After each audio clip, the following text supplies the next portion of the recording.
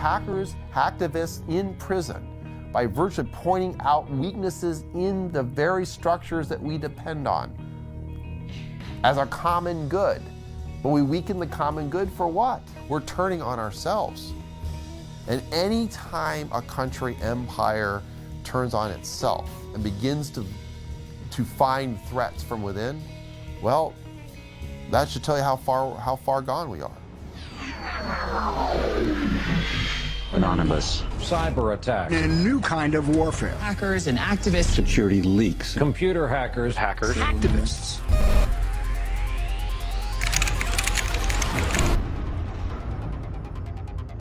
Anonymous has struck again with a warning. This is just the beginning. Anonymous is a collective known for recent attacks on government and corporate websites. The internet is a powerful new medium where just a handful of people in small groups, just by shifting data around in the right directions, can make big changes and big damage. The more you said, the more frightening it was. The Pentagon is now singling out Anonymous as an example of the serious new cyber threats facing the country. The fundamental unit here is information warfare. We're gaining back the freedoms that the forefathers assured us through technology, and we can't allow these freedoms to be taken away. I will put my body on the altar of liberty again and again and again.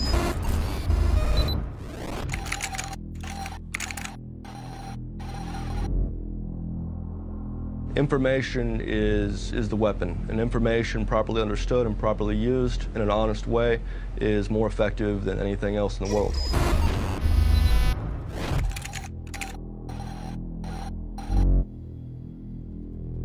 If you've got your eye on Boeing, yeah, please go for it. I'd like to see those fuckers go down. Download the code, modify the code just a bit, bombard the Pentagon. You're either with us or you're against us.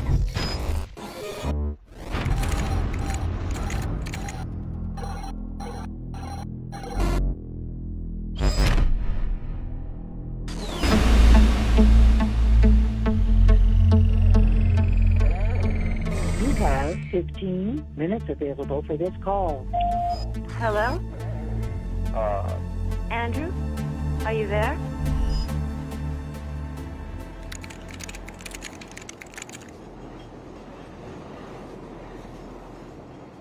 It's not scary to be going to prison? No, I never was scared to be going to prison. There's all these cool people, and I'm learning all these cool things, and you know, I'm making lifelong future friends, and you know, it's future business partners, certainly.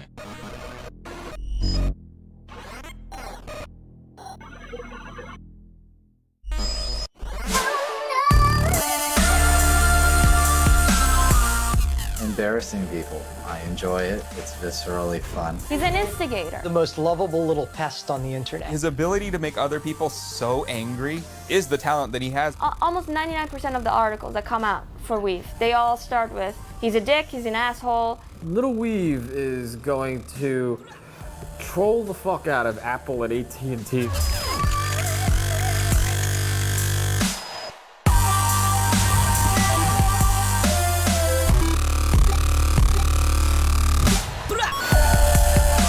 How do I plan on keeping my cornbread safe in prison?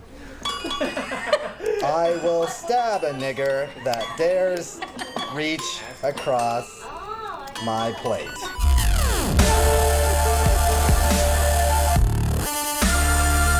I am the Bruce Lee of RegXP. I didn't get caught. I put my name on what I did. I'm not here to play nice with AT&T. I'm here to comment and criticize. There was a URL on an AT&T web server with a number at the end. And if you had add one to this number, like you could have typed it in the iPad web browser over and over again, you would see the next iPad 3G user email address.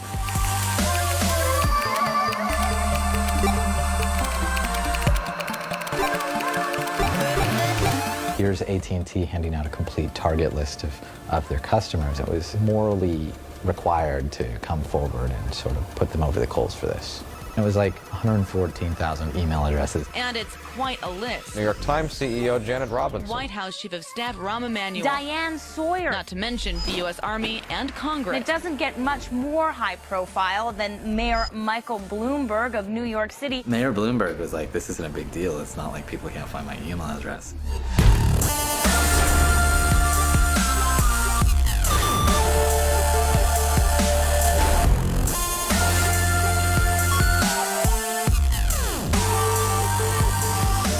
I'm aggregating public data and using it to criticize people whose politics I dislike. The FBI is combing through people's emails, grossly violating their constitutional rights. I think I have moral superiority here.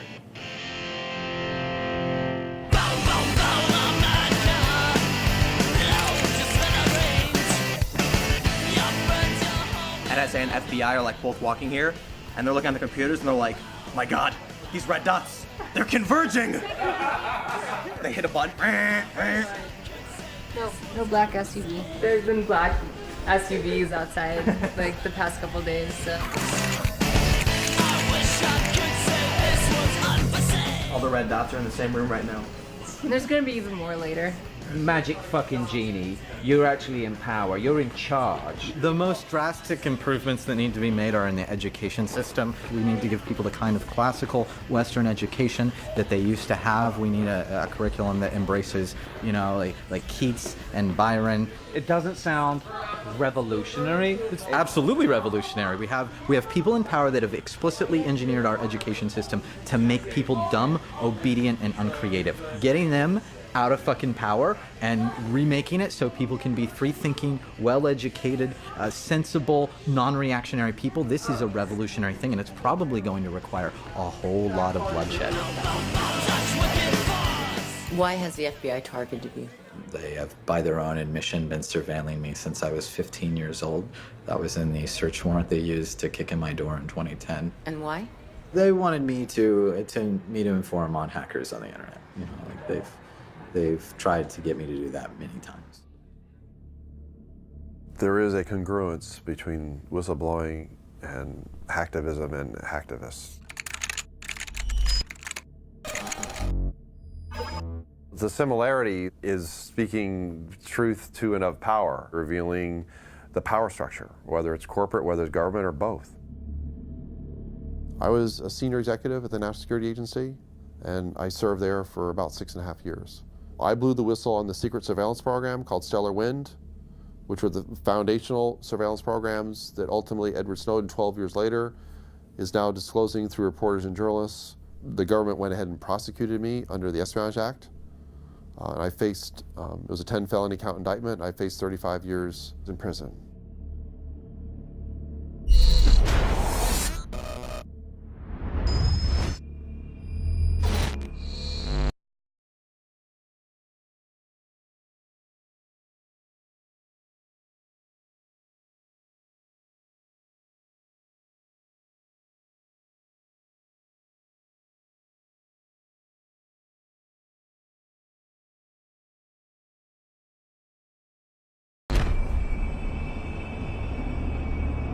Hackers are important in the sense that they have the capacity to expose the secret or the inner workings of the state, which is why they are terrified of hackers and they are going after them with phenomenal vengeance.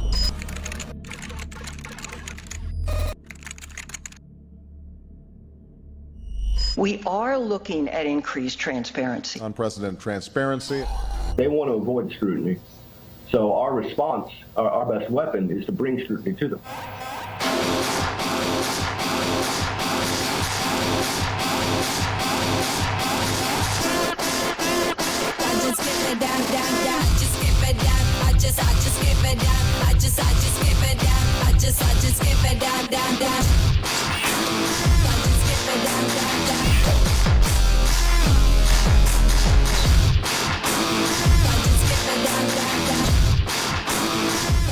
CNN and all these other things, they're not going to spend a single hour doing actual investigation.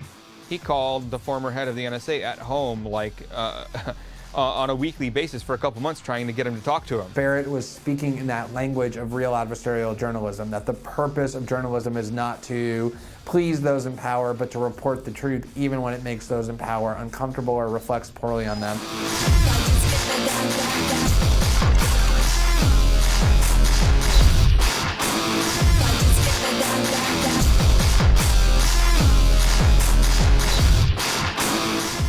29 years old, a cocky college dropout, a self-described anarchist, Brown proclaims he is policing wrongdoing. He was brash, he was cocky, he was arrogant. He's fucking full of himself. he's awfully narcissistic. He held court, so to speak, from his bathtub. Fucking around on Tiny Chat. Focus, but you can't take away our focus. We're growing up in middle of a digital ruckus. You can say fuck us, I am putting on the stoppers. We could be hackers, making it like Lakers.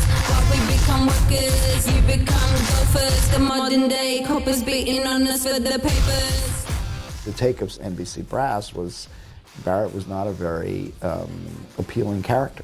He was not somebody that they wanted to tout as in any way heroic or doing an admirable thing. Barrett was somebody who was very open about his own struggles with substance abuse. He was on a maintenance drug, like a methadone, like he was on Suboxone. At least he was trying to stay off hard drugs, you know, to be on at least a medicine.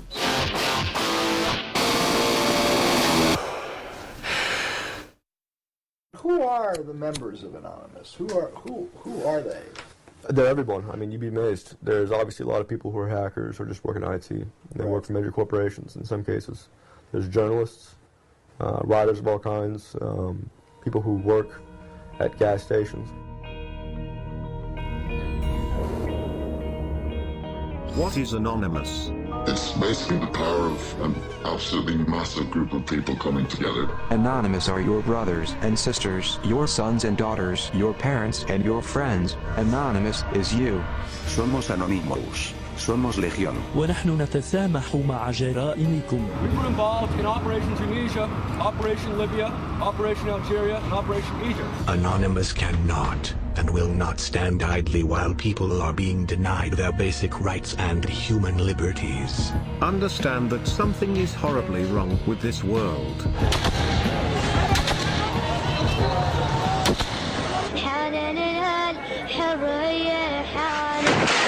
The Tunisian government has made itself an enemy of Anonymous. The Egyptian government has revealed itself to be criminal for the good of mankind and for our own enjoyment. To end the corruption, we must expose it. If you are working for a corrupt company, leak the data. If you are working for a corrupt government, leak the documents. Think for yourself. Question authority. Join us in this battle for freedom of information worldwide. Remember, we are you. Anonymous is you. And you are anonymous. You are fighting for yourself, the web, and for the next step in evolution. It's a very interesting relationship Barrett has with Anonymous. Barrett's anonymous. He's their spokesperson. Barrett's not anonymous. He's not their spokesperson. Is Barrett really anonymous because he doesn't hack and he doesn't really have computer skills? Well, does he have a Guy Fawkes mask? He was fulfilling a very valuable and important function, which was to give Anonymous the legitimacy it needed. He was the person who was willing to go on record. It's an open brand, like anyone can sort of label what they're doing anonymous. If you're doing something that people don't approve of, then Anonymous will turn in on itself and sort of like eliminate that, you know, like whatever it is that doesn't kind of fit in with the truth-seeking, justice-seeking ideology.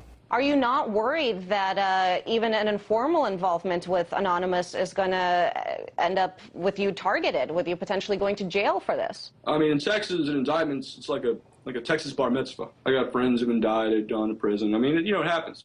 He was interacting with other hackers. A couple times he wanted to make the point that he was not a hacker, that he was of the community. Anonymous members try to hack into people's personal accounts and attempts to post personal information. We haven't tried to hack into anybody's personal, like a military person's personal account. And if we did, we wouldn't fucking go around bragging about it beforehand. We would wait until we were done. This article is also poorly written, and I object to that. He wasn't able to just kind of do anything cleanly without people giving him a hard time about it. My actual title is Cobra Commander. So that's something that needs to be acknowledged, I think, further. I also go by faggot now. They use that non-pejorative fag.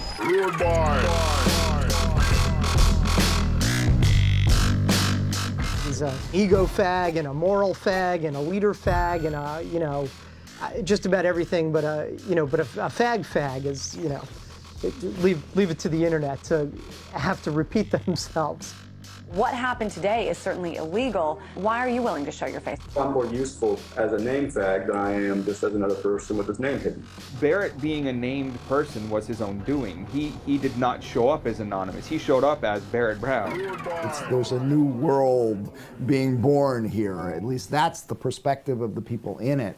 And I think Barrett really reflected that and gave voice to this emerging worldview. Whether it's valid or not is another question.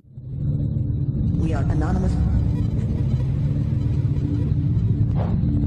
We do not forgive. And we do not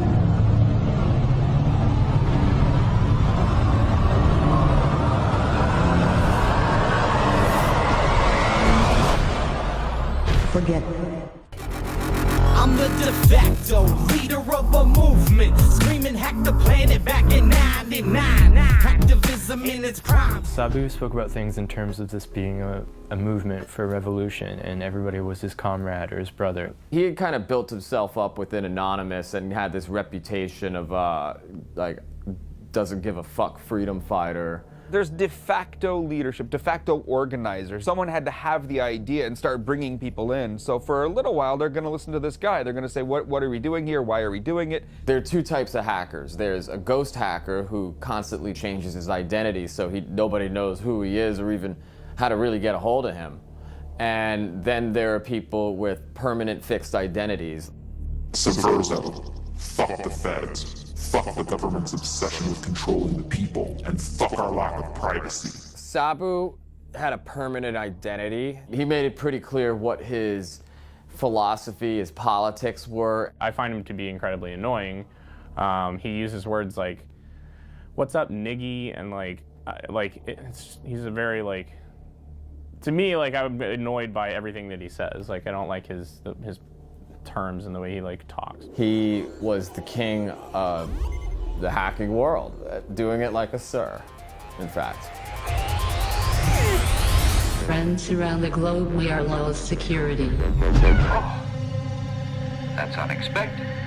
Lulz came from Anonymous, and they enjoyed what each other did. Laughing out loud at security, Lulz sick. Yeah, yo, that's right.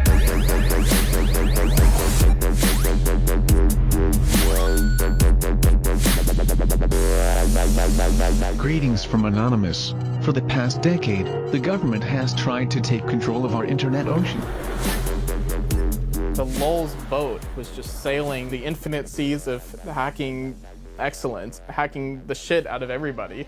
Yeah, yo, that's right. We have Fox, X Factor, Sony Pictures, FBI affiliate, CIA, PBS, Senate, Bethesda, Sun, News of the World, Arizona Police Department, AOL, AT&T, NATO, US Navy, your mother. Who's next?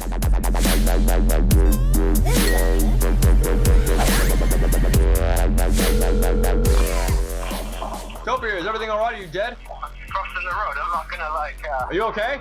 Remember you tweeted my fucking phone number, said 512-560-262. Here's the leader of Lulz. Call him now. You put it on the fucking Lulz Twitter. Barrett Brown is the leader of Lulz.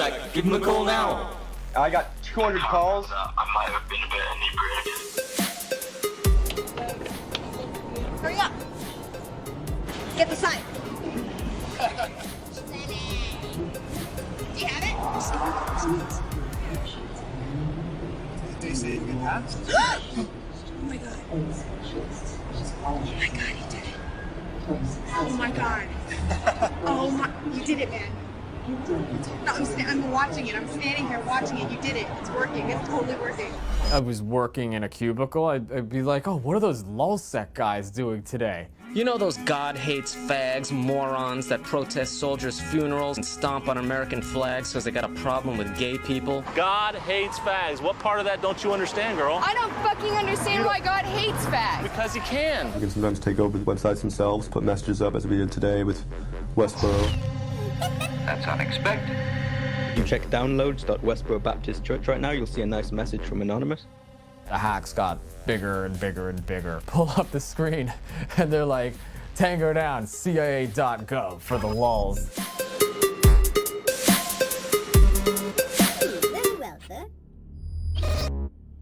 I'm like, oh shit.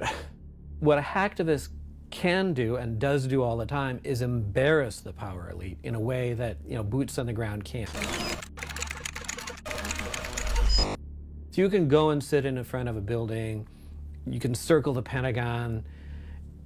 That doesn't really embarrass anyone. If you hack the website of the CIA, you've embarrassed the power structure of the nation state. You've embarrassed the Pentagon. You've embarrassed the United States of America. You've embarrassed it by puncturing the illusion of their power. You made us look bad. You taunted us. We don't take too kindly to that. You embarrassed me. So when someone comes along, like a hacker, and exposes the dark underbelly of this beast, that beast, it's not just tickling the beast, they're gonna take some swipes at you. One of the most notorious hacking groups of all time has had its head chopped off. We turn to the government crackdown on a loose, large network of politically inspired hacktivists. A 19-year-old who goes by the nickname Topiary was arrested in Scotland's Shetland Islands. The FBI will pull in some 17, 20-year-old kid and threaten them with 100 years in prison just to get them to inform on people. There were at least 3, snitches involved in the takedown of Lulzsec. This was a domino effect. People were taken into custody that folded on their comrades.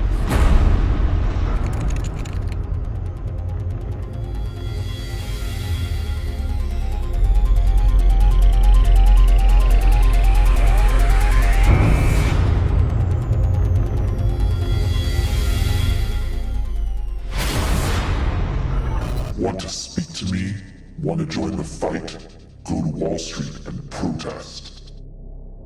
On September 17th, 2011, Sabu comes back on Twitter from his month-long absence, and he's like, "Rise up, my fellas." The next thing I know is 18 chat rooms are linked together, and everybody's working in this Occupy Wall Street chan, and holy shit, all right, so let's get to work. They took your home. They took your freedom. They tried to take your courage. Now we know you cannot be stopped. I grew up in a normal family. I'm from Arkansas. I'm a high school dropout. There's nothing particularly special about me. And there's nothing particularly special about any of us. But together we can form a movement. I am the 99%.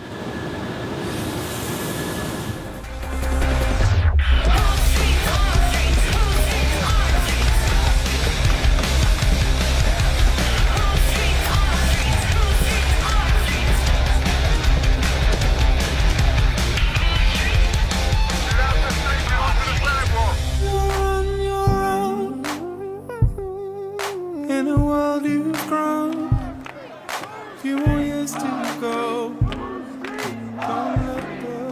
The cops tricked us into going down a one-way street, and then they kettled us because we were on a one-way street. They were really mean and kind of violent. Were you wearing your anonymous mask when you got arrested? I was too. I don't want to hide my face, but sometimes I feel like I have to. People are dismissing you guys as anarchists. Well, I'm an anarchist, and many Anons are anarchists as well, and so are many of the people who support us and work with us. Anarchy. Thousands of Occupy protesters flooded the streets. The sinister mask fashioned on Guy Fawkes, the revolutionary who attempted to blow up the British Parliament buildings more than 400 years ago, has become a worldwide symbol of anarchy and revolution. They are terrorists. The other side, the rich motherfuckers, portraying us all as destructive, mindless anarchists and so forth, really exposed how reactionary and how inherently violent the police state really is.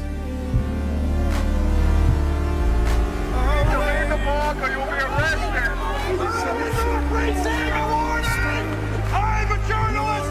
I am also a protester! This guy was just arrested, didn't do anything illegal. This guy was just standing around too.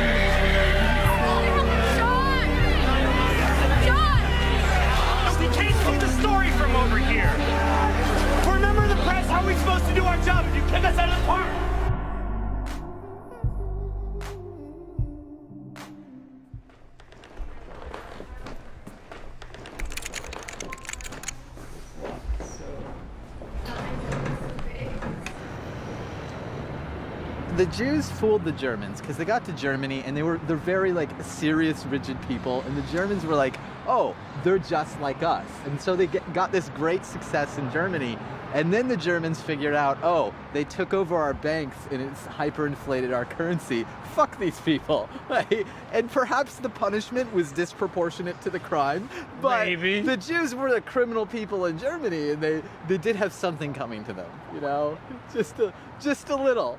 Perhaps not the Holocaust. I certainly don't blame you for walking away. It's a good thing you're a troll. You can always pull that kind of troll card.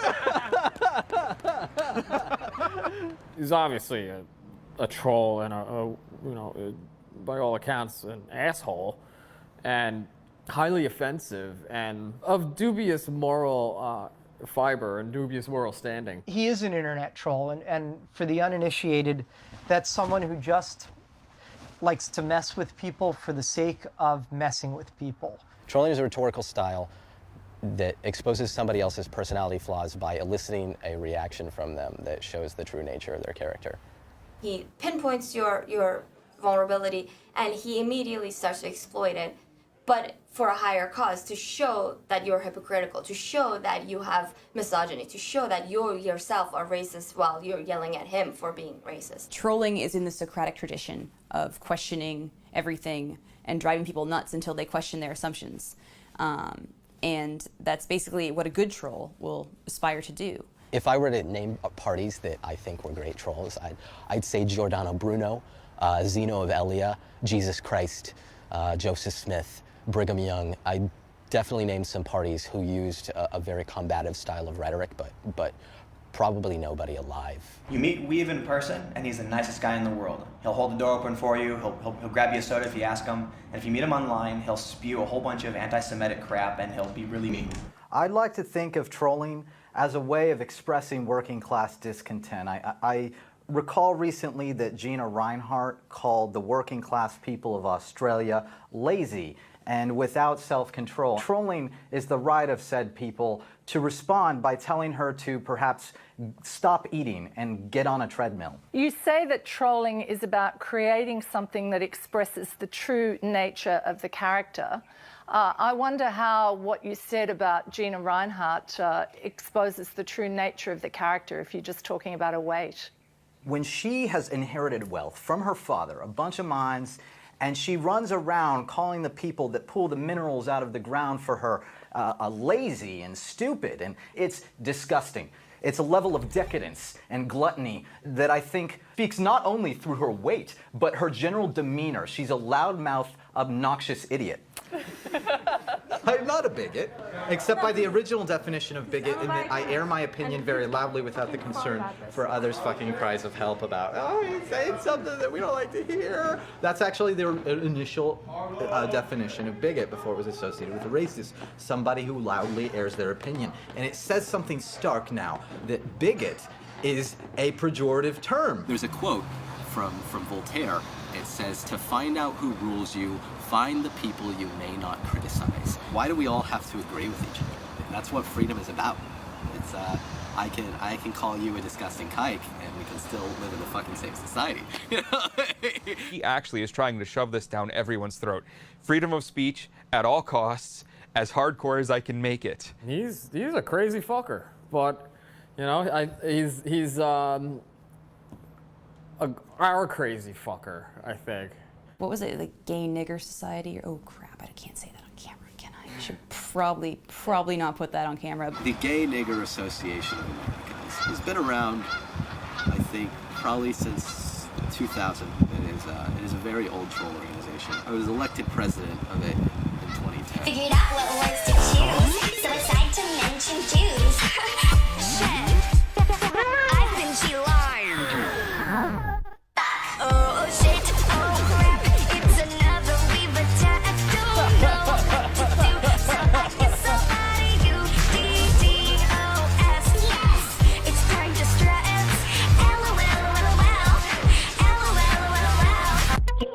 LOL, Association of America.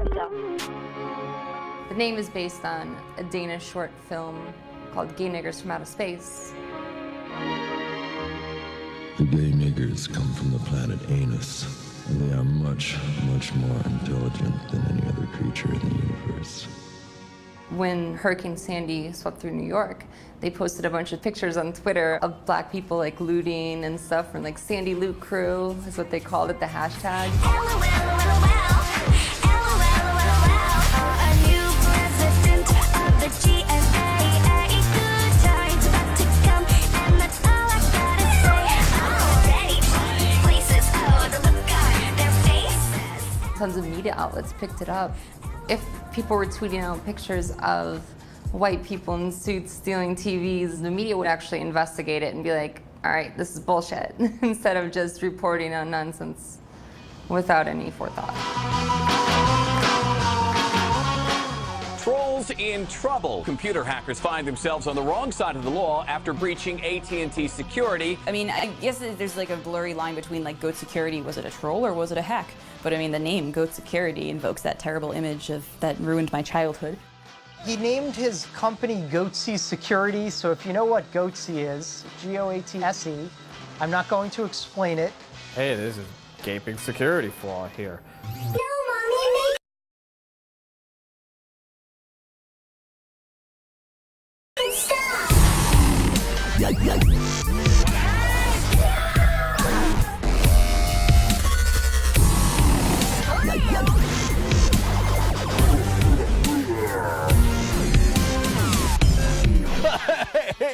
Goatsy Security, who are these guys? And they're Googling Goatsy, and they're getting the Goatsy picture. They're called Goatsy Security. Is that my pronouncing that correctly? Yeah, that's right. We're analyzing coverage from Bloomberg, Goatsy, The Register, and Forbes. Goatsy Security would expose the gaping security holes in your systems. A corporation like AT&T and Apple, you know, the only way you can really get to them was literally to send it to the media and make a gaping asshole mockery of it.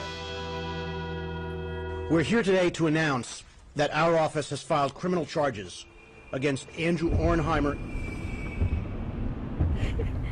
I can't fucking bounce on him. I don't understand it. The picture that the press has painted of me is unfair, and I'd love to have a discussion, a fair discussion. Truth triumphs in the end. Would you say you did anything wrong? I don't believe I've done anything wrong, no. Well, what happens when a hacktivist comes along, some kid, right, like Weave comes along and like punctures the invincibility of the United States government or AT&T? You minimize the power of these institutions by doing that, right? That's why these kids have to be stopped.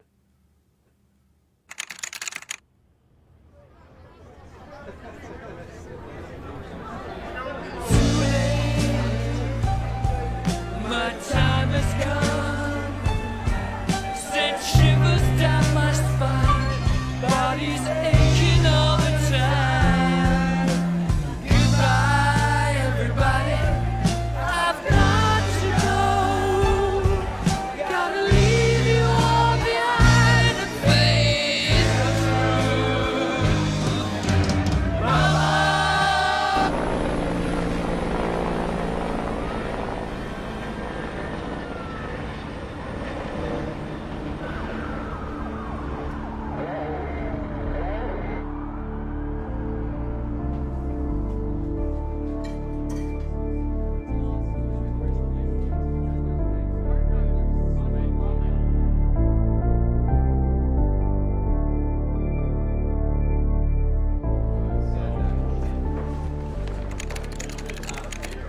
Come on, everybody.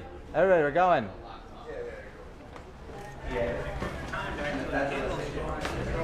Can you whistle the Ode to Joy?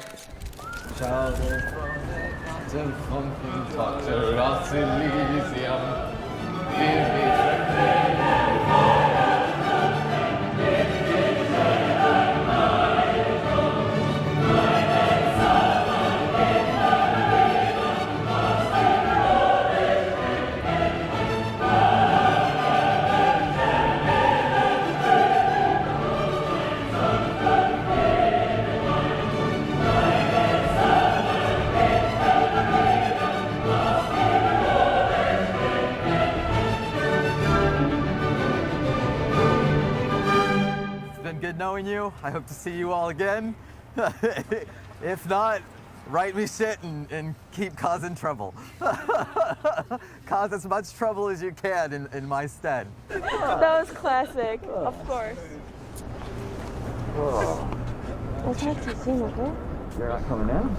No, I'm coming in. I just don't know how fast they're gonna take you. In my country, there's a problem, and that problem is the feds. They take everybody's freedom, and they never give it back.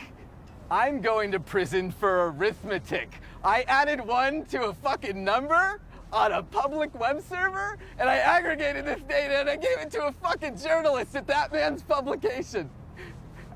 And this is why I am going to prison, is arithmetic. Fuck this country.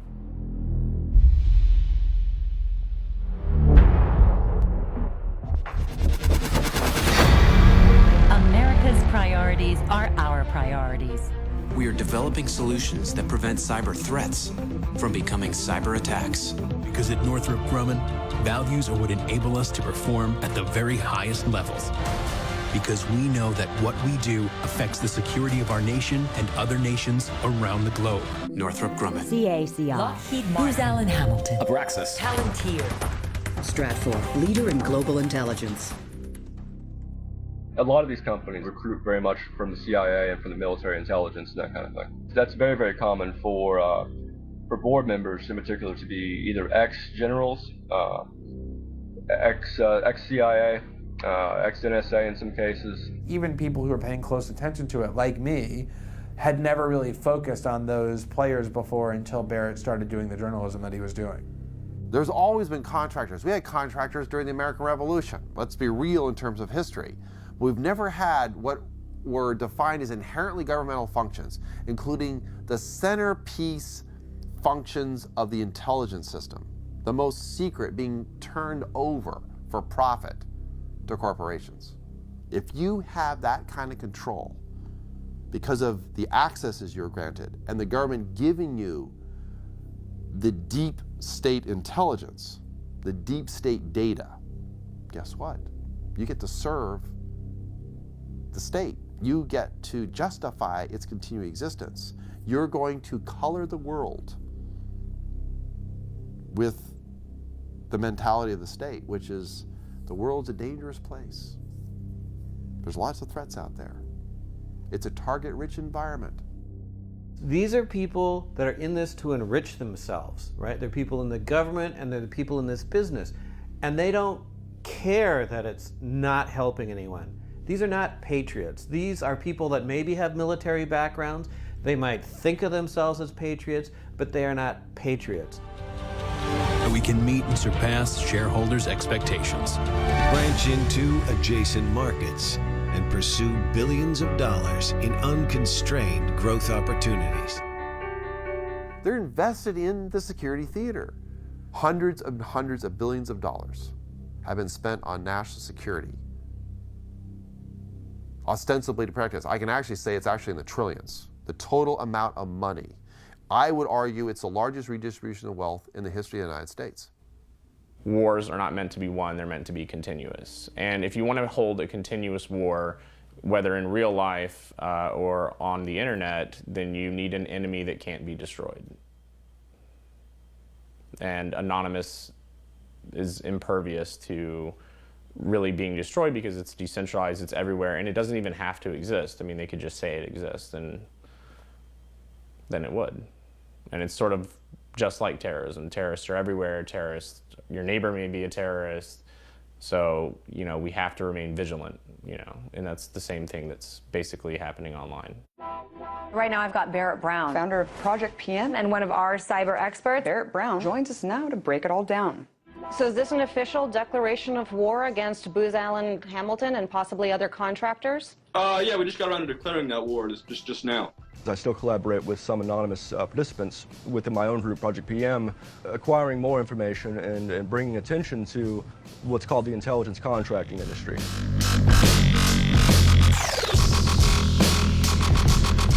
So he has this initiative called Project PM, which is a crowdsourced wiki that is supposed to investigate the mushrooming cybersecurity industrial complex. It's a collaborative research project. You're tapping into the collective consciousness of the world, which is always an incredibly powerful thing to do.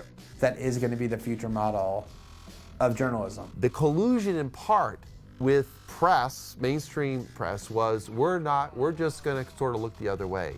We're not going to actually use the powers we have available to us. He was building up this database of who is doing what with who, what intelligence firms are working for what government entities, what outside ones are working together, what contracts have they landed that we don't like, all that type of stuff they don't want the public to know about.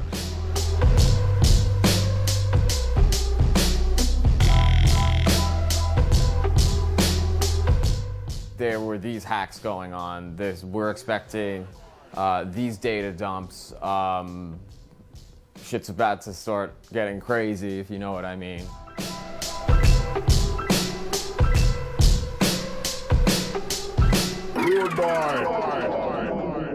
Going through, thousands of emails is kind of a huge undertaking. It's a lot of reading. Did you do that? Go through hundreds of emails?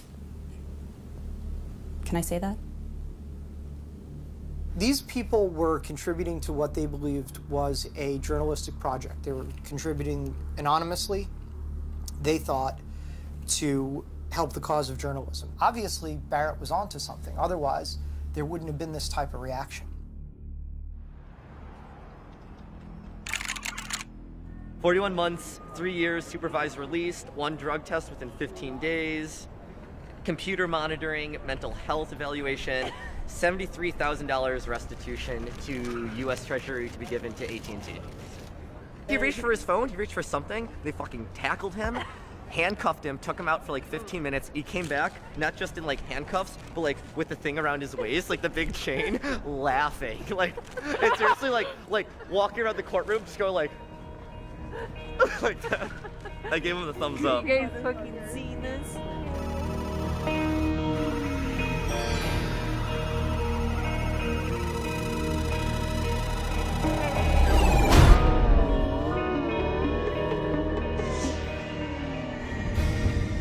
How dare you be skillful?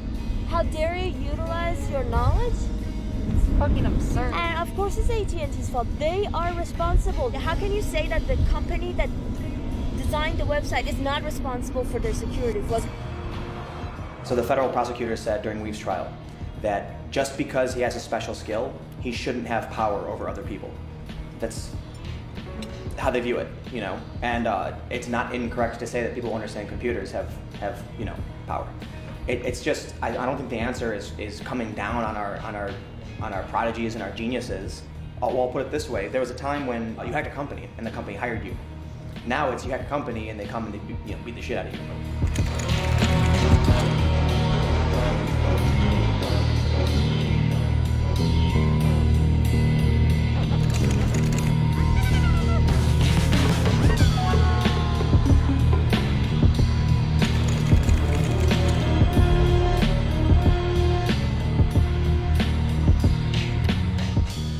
Hackers, hacktivists in prison by virtue of pointing out weaknesses in the very structures that we depend on as a common good.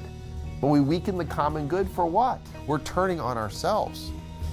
And any time a country empire turns on itself and begins to find threats from within, well, that should tell you how far gone we are.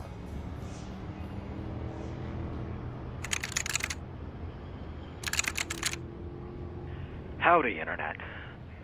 My internet blogging must have pissed somebody off. They have cut off my fucking TrueLink's access because, of course, we live in a country with a childishly authoritarian government that can't handle anybody saying anything mean about it on the internet. And I miss you. I really do. There's so many of you that I can't. Hopefully I see you in a couple of years. I wish I could call each and every one of you. I'm still in prison. I've been denied access to both sunlight and food. I can't tweet via the normal means any longer, but I will still read everybody's responses. It'll be snail mailed to me. Fucking barbarism. Keep up the good fight and you know, make trouble while I'm gone. You guys gotta carry the internet ruin torch, I suppose. Oh God, that was one of his better communiques. I was outside grabbing a cab and I get a call from an unavailable number, and it's like, do you want to accept this toll-free call from Andrew from federal prison? And I was like, oh God, it's Weave. I could barely make out what he was saying, but he's like, set up an asterisk box so I can upload things to SoundCloud. I'm just like, okay, whatever.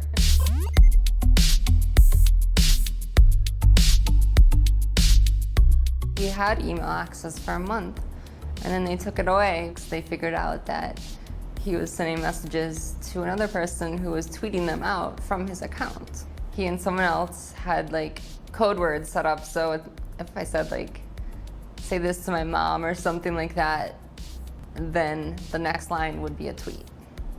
They were trying to shut him down, and we found a way to subvert it. ISS, our best client. Scroll a macro, real giant. Sitting in the gym, getting mad, defiant. I'm the man with a can't stand compliant. The more that they try to, make this go away, the government, it keeps coming back, and it'll bring more attention on Weave. It took him a couple years to garner 5,000 followers, and then as soon as he goes to jail, in a month he gets 5,000 more. I got the Tommy Wiseau, director of the room when I spit flow. Singing Weave should be chillin' and get mo. Cause a man's afraid of gay names when they raise the crypto. It took them a month to figure out that we were uploading to SoundCloud, even though there was like news articles about it. And just a few days ago, we looked at the caller ID, so we had 2 mysterious phone calls. One of them was from US government, all capitals, and the other one was from Federal Bureau of Prisons. Ever since then, we haven't heard from him.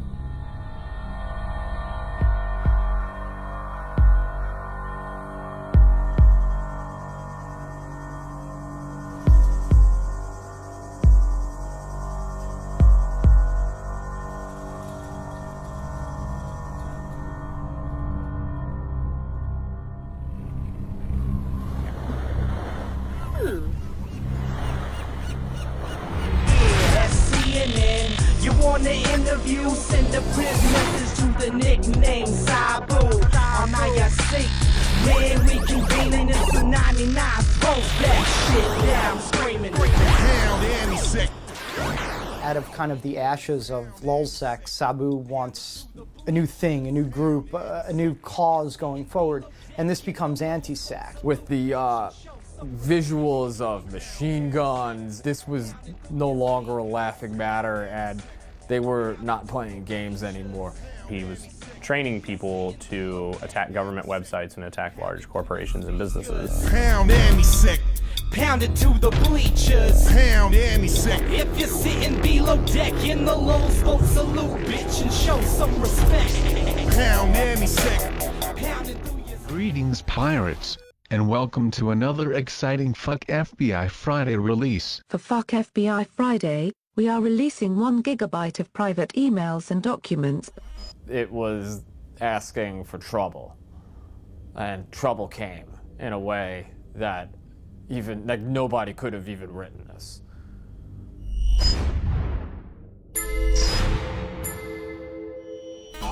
Anti-SEC culminated in Christmas of 2011 with the Stratfor hack. I remember like being with my family around Christmas, like glued to my computer, like looking over, trying to interact with my family, right, at the same time as, the Stratfor stuff's going on. And I guess there's that glee that happens, right? The glee that happens whenever, like, oh, this happened, this big hack. Some people are just hanging out, because it's like, I'm a devotee to train wrecks. And other people are like seeking out knowledge. Stratfor is a private intelligence contractor. They act as a outsourced private version of the CIA. The national security journalist Joshua Faust, maybe, he said that Stratfor is no different than a private investigator. But PIs don't have the sort of clientele that Stratfor had. Hunt Oil, National Oilwell Varco, Emerson Electric, Dell Computers, Northrop Grumman, Lockheed Martin, Department of Homeland Security, Defense Intelligence Agency, U.S. Marines. And they don't have the sort of informants that Stratfor has. Israeli Prime Minister Benjamin Netanyahu, Mexican diplomat Fernando de la Mora Salcedo, DEA pilot and sometimes supervisor William F. Dion, giving them information off of JWIC's top secret classified computer network. So that's not the PI that you would hire to see if your spouse is cheating on you. That's Stratfor.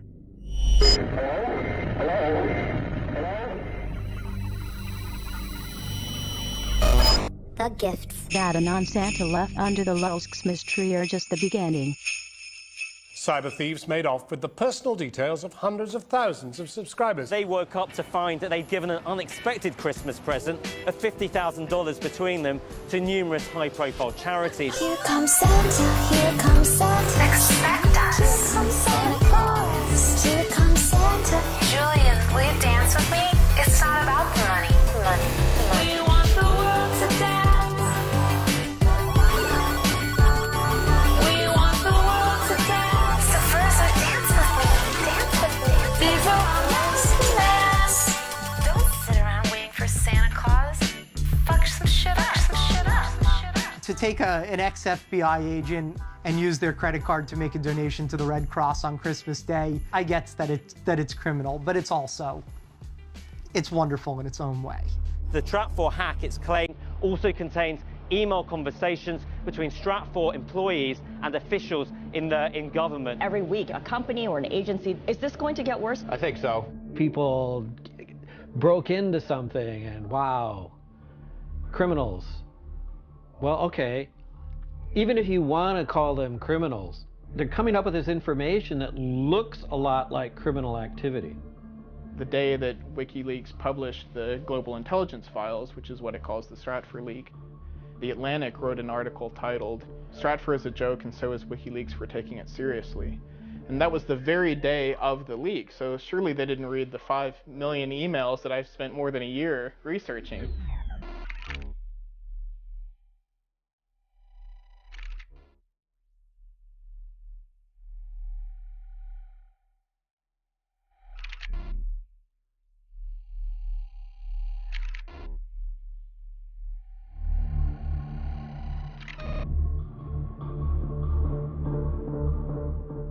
The 5 million emails have just been published. The most important revelations are still unknown. The information involved got to us because several young people sacrificed to get it to us. They went out and took it. It's me. It wasn't me. Send me some backup squad.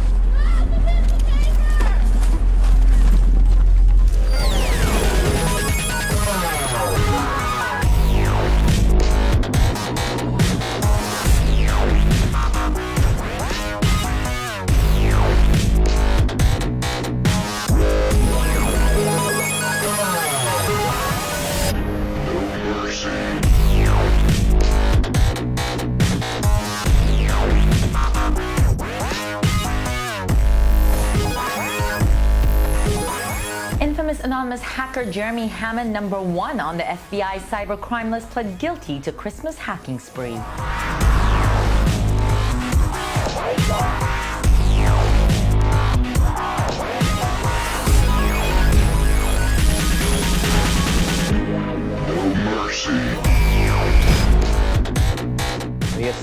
Jeremy Hammond. Jeremy Hammond. Known as the electronic Robin Hood. Jeremy Hammond. Computer hacker Jeremy Hammond has been sentenced to 10 years in prison.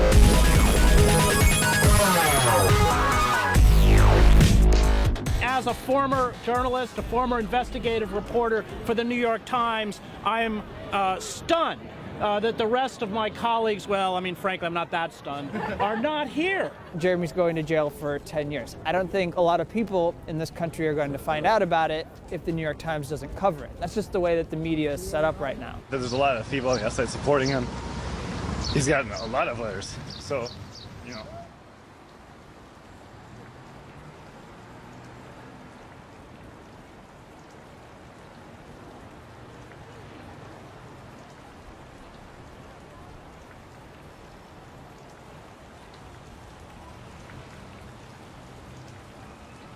Hammond's actions are acts of civil disobedience, fundamentally. In hacking Stratfor, Jeremy Hammond achieved some degree of transparency. It opened our eyes to things that we needed to see. सच का साथ दिया है और उन्होंने सिर्फ उसी को सामने लेकर आए हैं जो सच था. 25 years after Bhopal, after a gas tank released toxic gas into the cities surrounding the factory, they were monitoring dissent and demonstrations against Dow Chemical.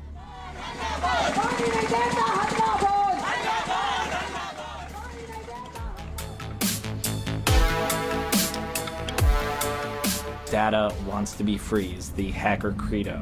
The real questions we need to be asking is, when this data is, shared with people, who is it benefiting and who is it hurting? Jeremy's apartment, is just books scattered about the floor, books on the shelves. What could be more dangerous than books? The internet. Which is really just one giant book about all of us being written in real time.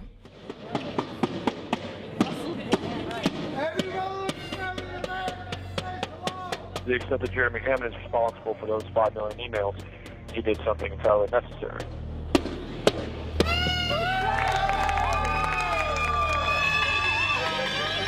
Stop projecting this.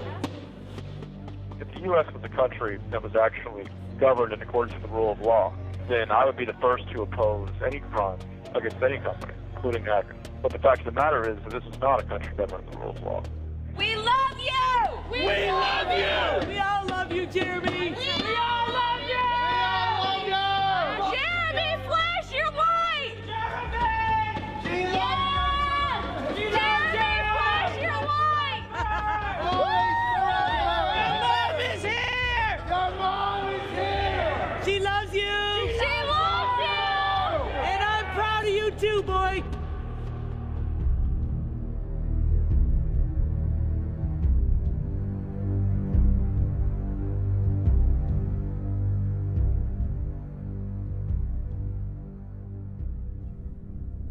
My name is Barrett Brown, and I've been waiting for this day for about 6 months.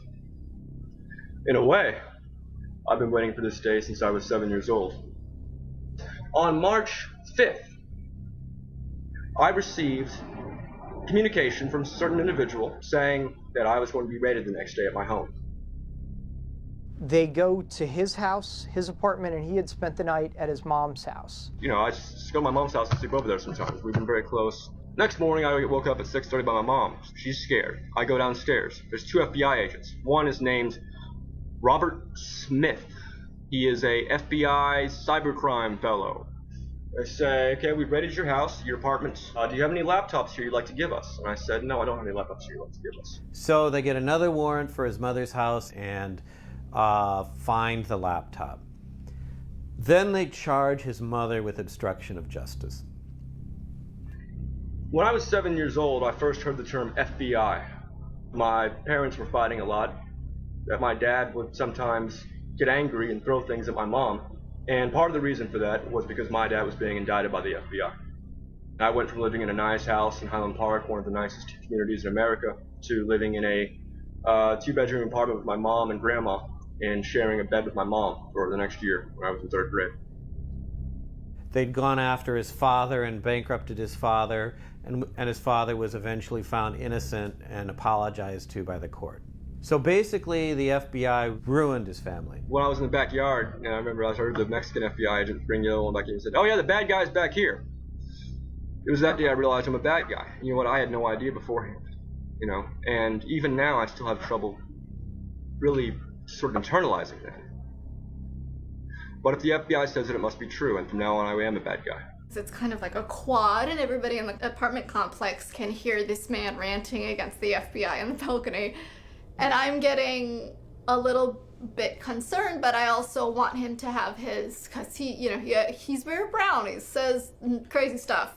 In the evening, we sit in the tiny chat, just joking around. I'm not wearing a shirt. People like us who are totally fat can do that.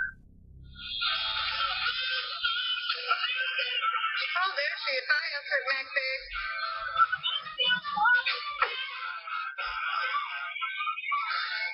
An on board, guys.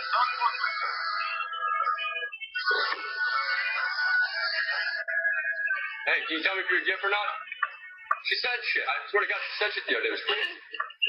And the picture on her fucking Twitter is the same person. Yeah, I'm pretty sure it's a real person.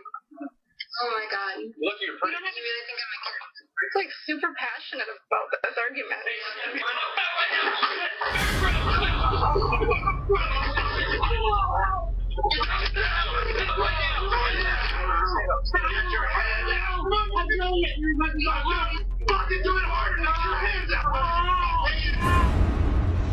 Oh, is Barrett getting fucking raided by the FBI? Holy shit!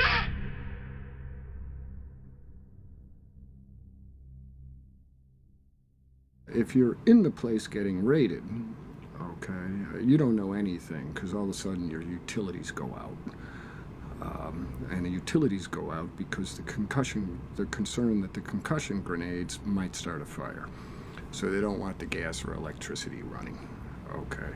And none of the stuff you see on television where, they go at the door with the battering ram. No, that door comes down in one blow. Okay, and you're down on the floor, okay, with one of these macho jerks pointing an assault rifle at your head, swearing at you and telling you to freeze or he's gonna blow your fucking brains out. The second agent came around in his camo with his gun, and he looked at me as if he didn't know there would be a girl there. Barrett's mother came over. She sees Barrett Brown V, and then the ampersand over and over and over again on Twitter. Barrett Brown banned is a way that people communicate that somebody has been arrested. He's talking shit. There's no crime against talking shit. But maybe there is now. Robert Smith's life is over. So when I say his life is over, I don't say I'm gonna go kill him. But I'm gonna ruin his life and look into his fucking kids. How you like them apples? What kind of threat ends with "How do you like them apples"? It's like from like 1840 or something like that. If it was just threatening the agent and that's all he was being charged with, I wouldn't even care about this case.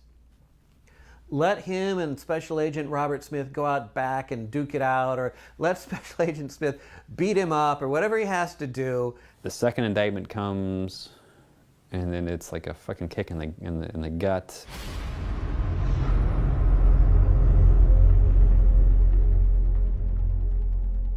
All these guys are doing are trying to, put the fear in him, trying to pressure him to flip. Barrett's such a stubborn asshole that he's never going to flip. Their claim is that he took a link, copied it. It's journalistically important to get the client list. Pasted it into the Project PM chat room, and in that one move, produced criminal exposure for himself. The Barrett Brown case is another one of these seminal cases, and the government wants to send a very chilling message. It's fundamentally a First Amendment case. How dare you hold up the mirror to us? They called Project PM a criminal organization, and that's what people freaked out about, because there were a whole bunch of people who hung out on that server, edited that wiki, and wait, there's a criminal. I think they're after who? Anyone else? Any other names to put on our list of people to watch? The tingly feelings of paranoia crawling up my spine like a spider, they're there for a reason. Just because you're paranoid doesn't mean they're not after you. So Jeremy Hammond did the hack, 10 years at this point. Who's the guy that's looking at 105 years at this point? It's Barrett Brown. And what's the difference? He's disseminating the information. He's doing something more dangerous than what Jeremy did. Here's the message it sends. From the government to the hacktivists, who are getting great coverage and are becoming folk heroes through the press. Don't talk to the press, because we're going to get their computers and we're going to get their sources and we're going to get you through that. To the press, who are covering the hacktivists, don't cover these hacktivists, because we're going to get you.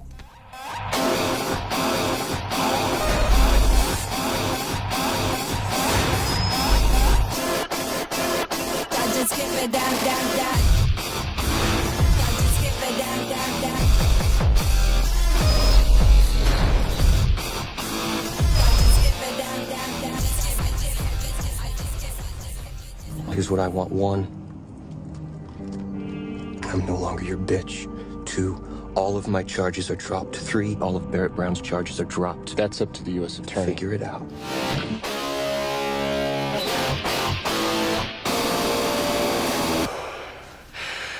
Hector Xavier Monsegur was responsible for the arrest of Jeremy Hammond and other anonymous and LawSec members.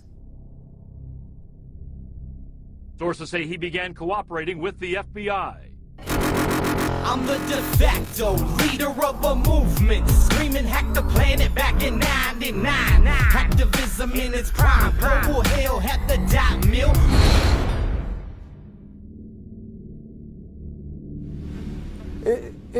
Like, I felt like my brains had been blown out, like it was the last scene of The Departed. The FBI arrests Sabu, and they turn him within a day, and they have him back on the internet within 2 days. This isn't like some guy going undercover in the Gambino crime family in person for years. None of us had ever met him before. He was just this guy we knew from the internet. He talks the talk so forcefully with that kind of New York personality. You know, we are doing the right thing for the people. We are building this anew from the ground up. We are taking down the ugly, evil, capitalist, imperial machinery, and we are building it back up with our own hands, my brother, he says.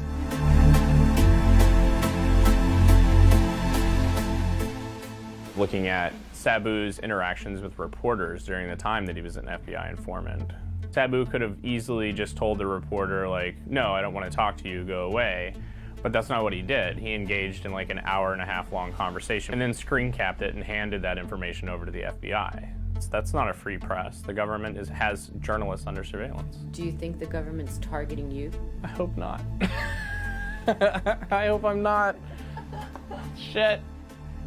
Everybody's paranoia is just through the fucking roof.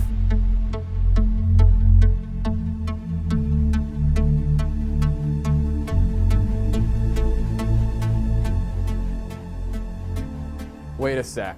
If he was working for the FBI from that moment in June to this moment now, they didn't delete his timeline. They didn't try to hide any of that stuff.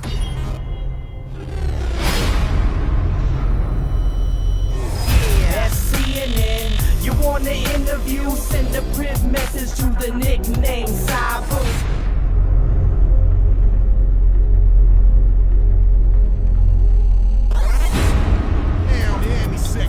Pounding through your speakers. Pound and sick. Want to speak to me? Want to join the fight? Go to Wall Street and protest.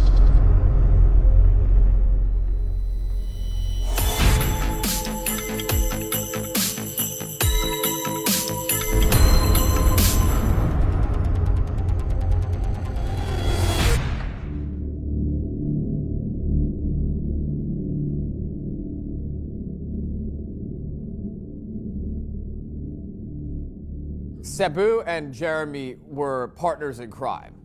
They were the digital Bonnie and Clyde, if you will. Except one of them is working for the FBI the whole time. The FBI is operating in sort of a new theater, which is online. The government likes to use these hyperbolic terms referring to cyber warfare, cyber weapons.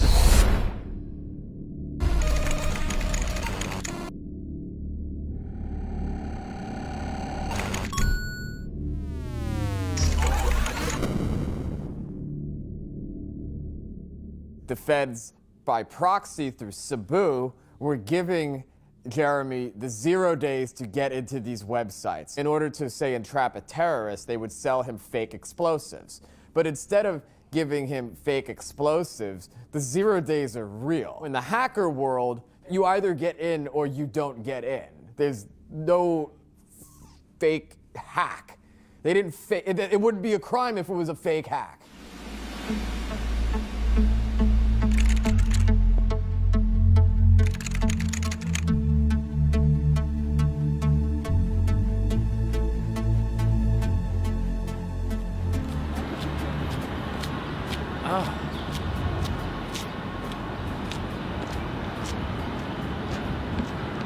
It's the only way I could describe it, dude. She filleted him. The amount of cooperation was truly extraordinary. And it was just amazing. She just kept saying it over and over. It was truly extraordinary, and you know, and I gotta say too, I don't know what I would have done in his position. I really don't. Although, you know, you have to walk a mile in his shoes to understand it.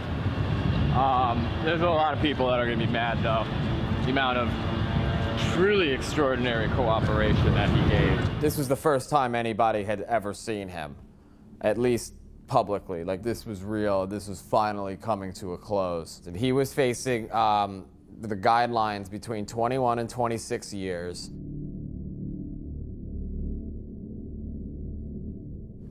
He walked out of the Manhattan court complex a free man.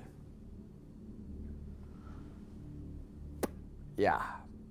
He immediately cooperated with the FBI when they arrested him, and the judge said that that was probably the most significant aspect of the case, was that Sabu flipped so quickly, which enabled the FBI to sort of become a part of Anonymous over a 9-month period. They were apparently sitting at the computer with him at times. He had a camera in his apartment or house that was videotaping him every day.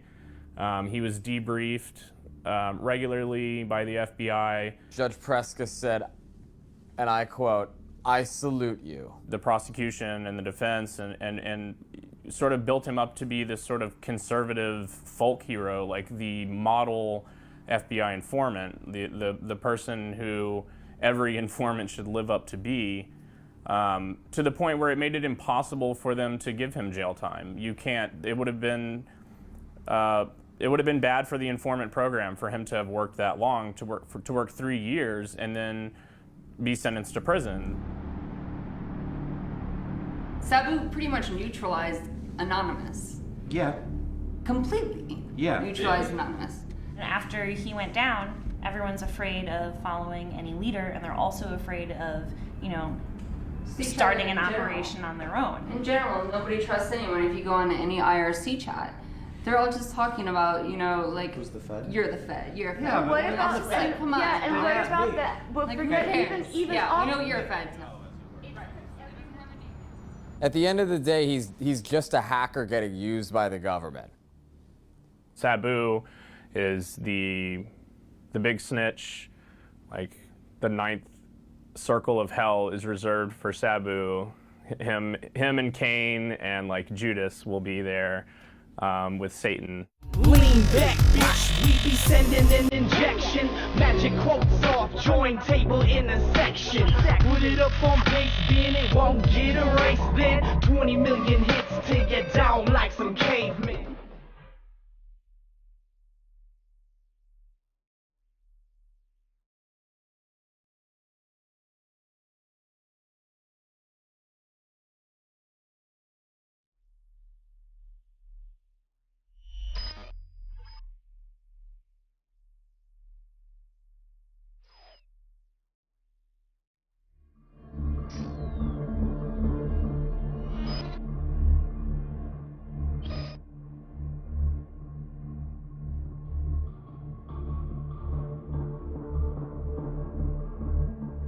There's been an unfortunate deficit in what people have read and what people have written about an issue that is of extraordinary importance. Trapwire.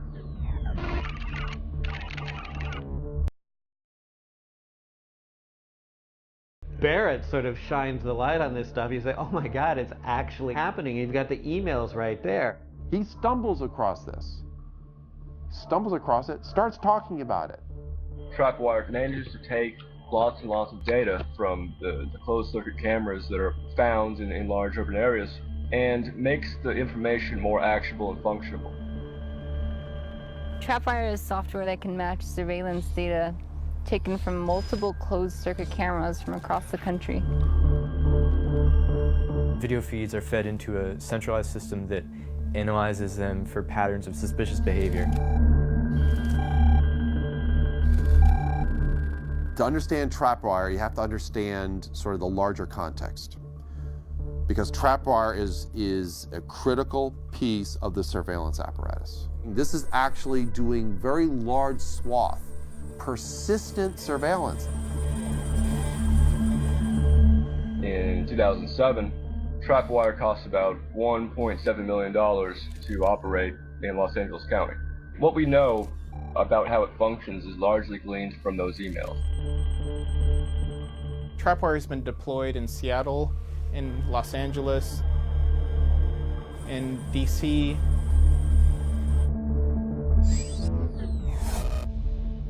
According to a Stratfor email, there's like 500 cameras in this New York City subway system equipped with Trapwire. The New York Times said that Trapwire was only used on 15 cameras in the entire country and that the DHS wrote it off as a failure.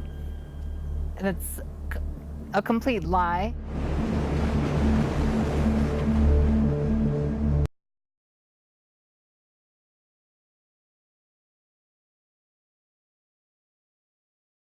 We had gone to 30th Street Station to troll Trapwire, and so what troll Trapwire was for us was essentially acting out these things that the security researcher Justin and other people had said this might work to trigger Trapwire's alarms. Sitting there holding my laptop and looking around, and like a little bit. Tweeting, we did video. And they were live being tweeting. ridiculous about the whole thing. Obvious, yeah. Completely obvious. We ate with a senior official in the Philadelphia Police Department. During this, the Homeland Security Unit for Philadelphia Police had come to him and said, Dustin Slaughter and Kenneth Lipp are at 30th Street Station, and they're worried that they're going to smash cameras, that we have something terrorist in mind. It blew our minds when we found out they thought they were monitoring this. They actually were paying attention and freaked out about They're it. doing what everyone's worried about. Right. Like, Yeah. it's not Anarchists are running all over the place and smashing, burning, looting.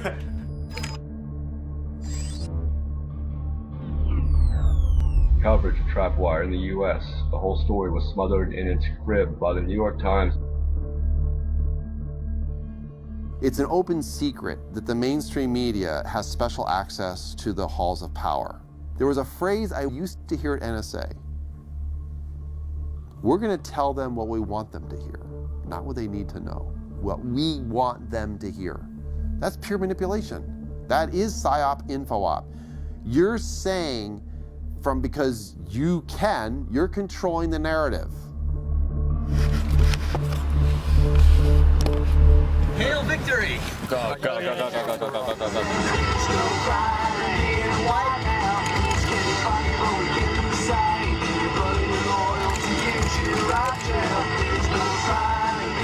I lost 17 pounds in the shoe. What?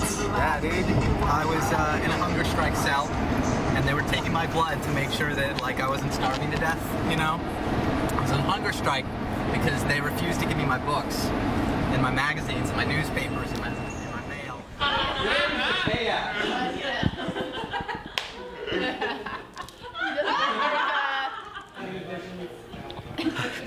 I spent the majority of my time in the shoe. They were like, if you continue, we're gonna force feed you. And I'm like, well, you're gonna force feed me. Hey, I ain't backing down, you know? The infamous computer hacker known by his alias Weave is a free man after more than a year behind bars. An appeals court has now overturned his conviction. Every bit of an operation, they can't copy, so they hating. So I'm keeping my methods close to the chest. I rock the knock on speed dial, case I got a social internal contacts. It ain't taking take more.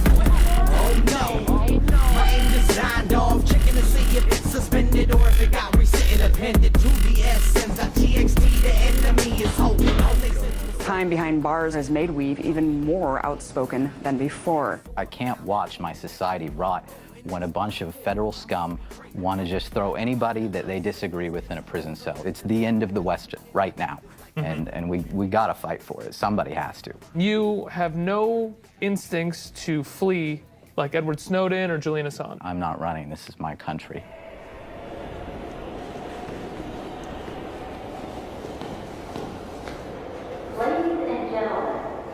So this case is at every step of the way, from the initial criminal complaint to my time in prison. It has always been about my speech, and they've wanted to silence me. And they further punished me in prison and subjected me to conditions above and beyond any other of the prisoners at my facility because of my speech. They wanted me to disappear from public view and memory. It was inside the shoe, like inside the shoe.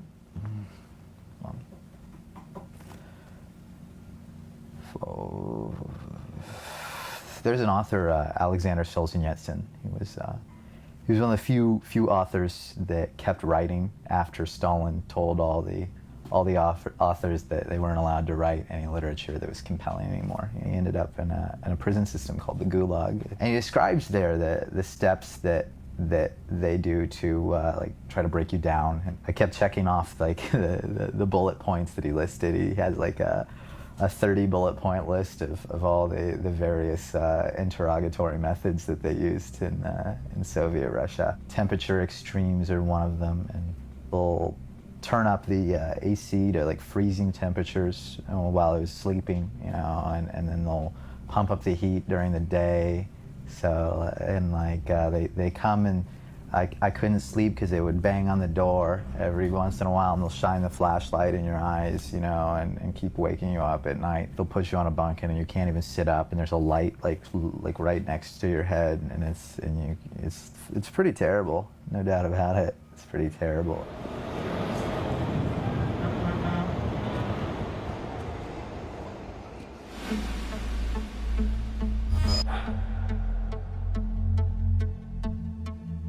The surveillance state's already here.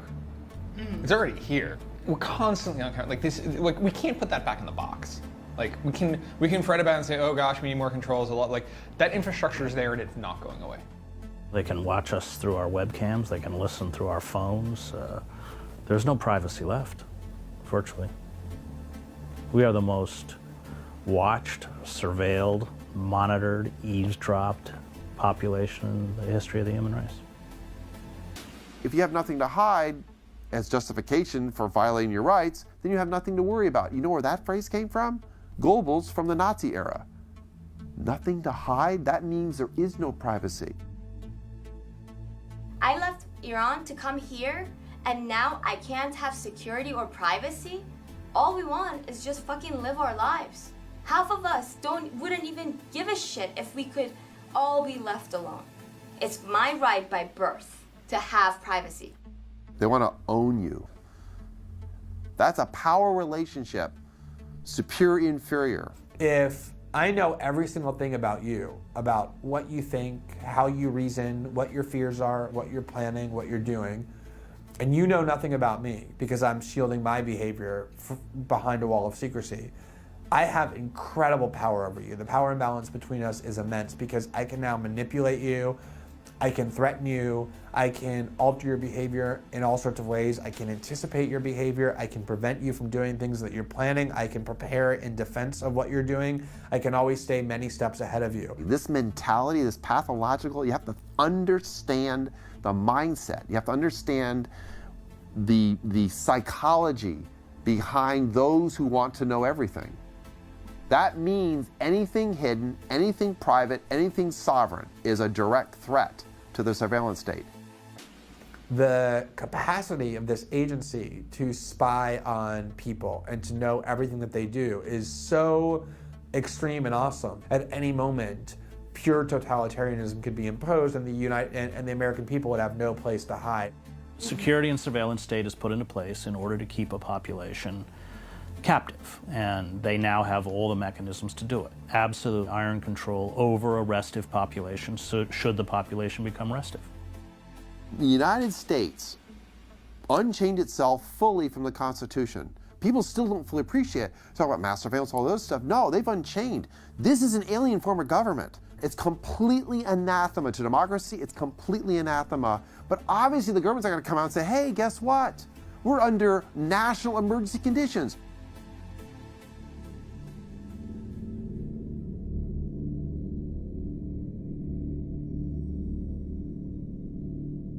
Every time they come after someone like myself and the wealth they have, it damages them.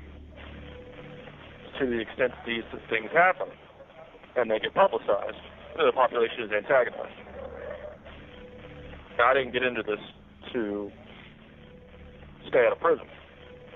I'm still trying to figure out, how I can be most effective from here.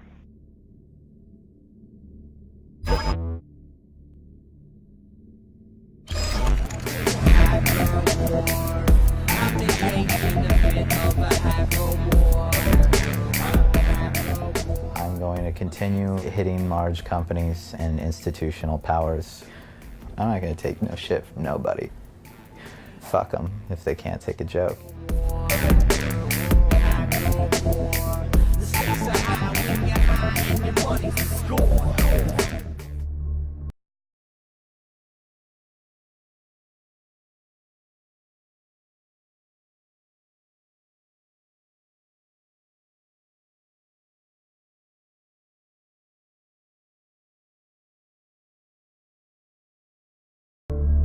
I was not going to sit still and remain silent, because if I had remained silent, I myself would have been complicit in the conduct of a crime against the sovereignty of who we are as people.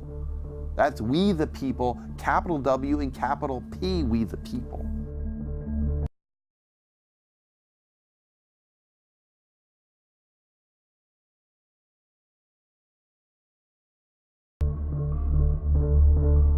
You can just sign off. Right.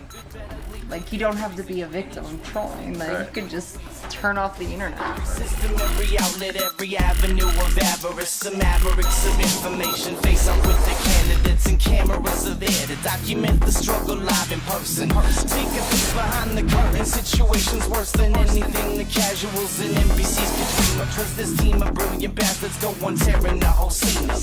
Journalists and media, don't buy what they are feeding you, depleting you of truth because Sabu got off. Judge Preska and the attorneys and the defenders got on their knees and filleted him. That's like a lot more sex than I remember going on in the courtroom. Don't limit your activism to just the mere world of computers. Take it to the streets. We need more foot soldiers in the streets to fuck up shit. deep into the void.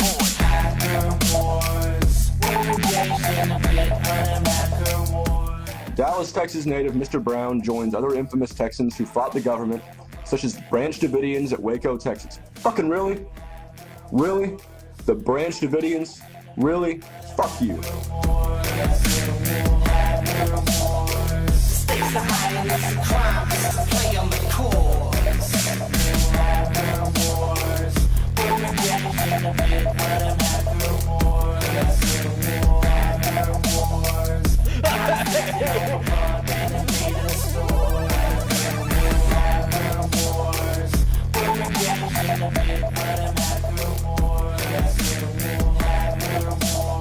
Stakes are high and it's a crime. Play on the course. I just wanna riot. We just wanna ride. Tear gas in the air. Police states here. Nah, don't be scared, take it. I just wanna riot. We need to act for change. On every single front of oppression, there's what we have to rage. Or at least I'm gonna live today, no second of my casket lays now. 6 feet and everyone is even digging a half to wait. And when I do pass, that's more fuel to the fire they can't contain. Cause chances are that I'll get locked or they'll assassinate me. But that's why we are here to fucking clash and rage against the machine that plans to take our grandest lanes in the stand and waits. And if we do not make a fucking stand today, there will be no tomorrow, so don't act today. Cause the whole globe could easily be a massive rave. And somehow we need to activate the other captives face to go and agitate to get them mad and say it's about time we go and crack the safe. And you can call me crazy, well I am insane, but you should blame a combo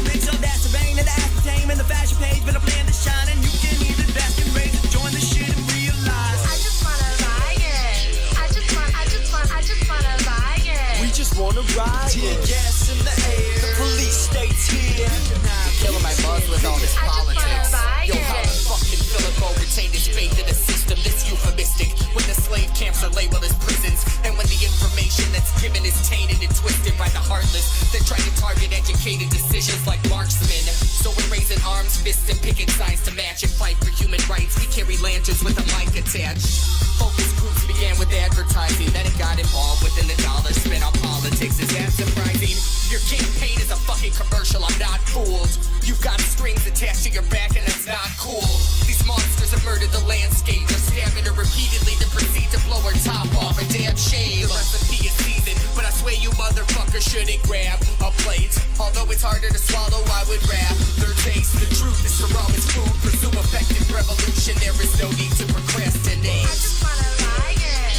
I just wanna riot. We just wanna ride, tear gas in the air. Police states here. Nah, don't be scared, say it. I just wanna riot.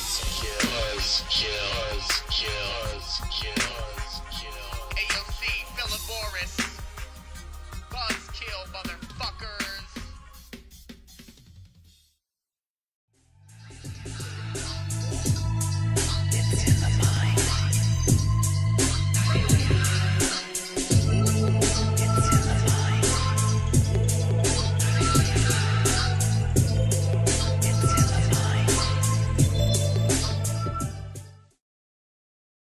Español, English, Deutsch.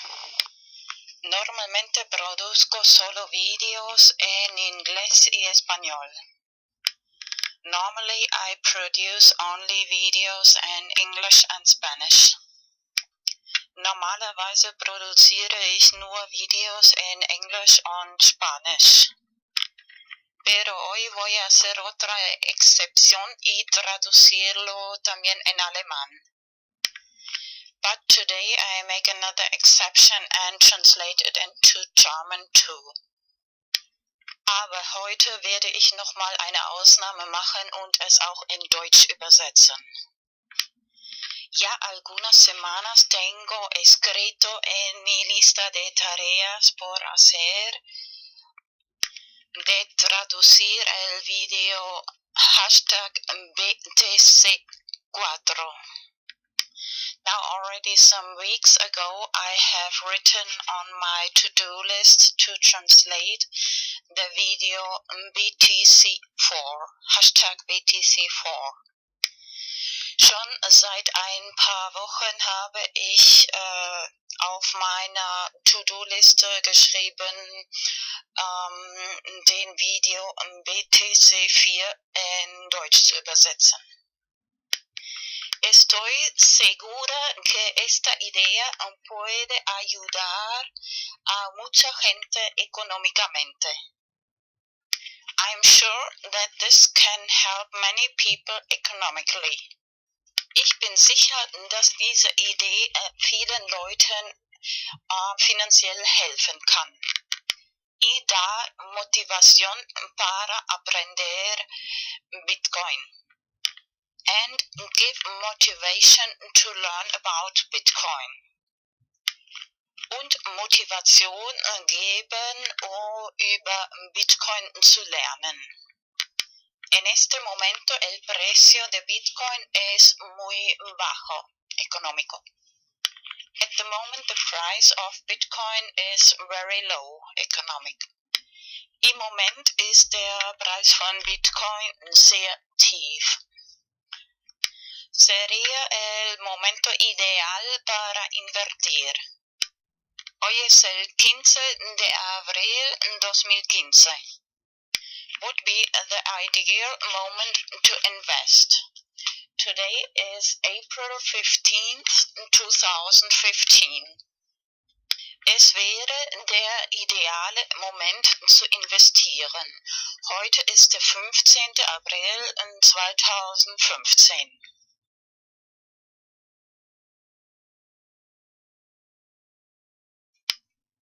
El 27 de marzo 2015 he publicado en mi canal de YouTube Vanos Enigma el primer video sobre #BTC4 explicando cómo me vino esta idea. On March 27th of 2015, I published the first video about hashtag BTC4 in my channel YouTube Vanus Enigma, explaining how I got the idea. Am 27. März 2015 habe ich in meinem YouTube-Channel Vanus Enigma den ersten Video über Hashtag BTC4 veröffentlicht und erklärt, wie ich diese Idee bekommen habe. La idea consiste principalmente en lo siguiente. The idea mainly consists in the following. Die Idee besteht hauptsächlich in folgendem.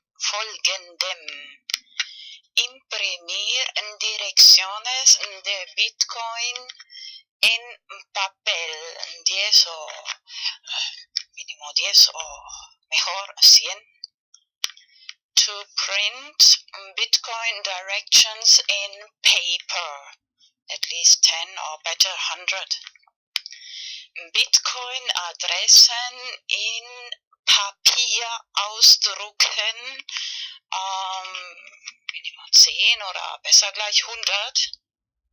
Y luego poner en cada dirección de Bitcoin una pequeña cantidad de Bitcoin.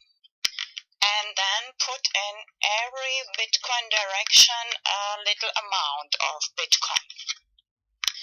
Und dann in jede Bitcoin-Adresse eine kleine Summe von Bitcoin transferieren. Y la próxima vez, cuando otra vez ves una persona por la calle pidiendo dinero, and the next time you see again a person begging for money on the street, und das nächste Mal, wenn du wieder eine Person auf der Straße betteln siehst, y para tus amigos y amigas, and for your friends of course, und für deine Freunde natürlich, o tal vez de propina en un restaurante, or maybe a tip in a restaurant, oder Trinkgeld im Restaurant. Bueno, a la hora de imprimir también copiar y guardar las llaves privadas de Bitcoin, de direcciones de Bitcoin.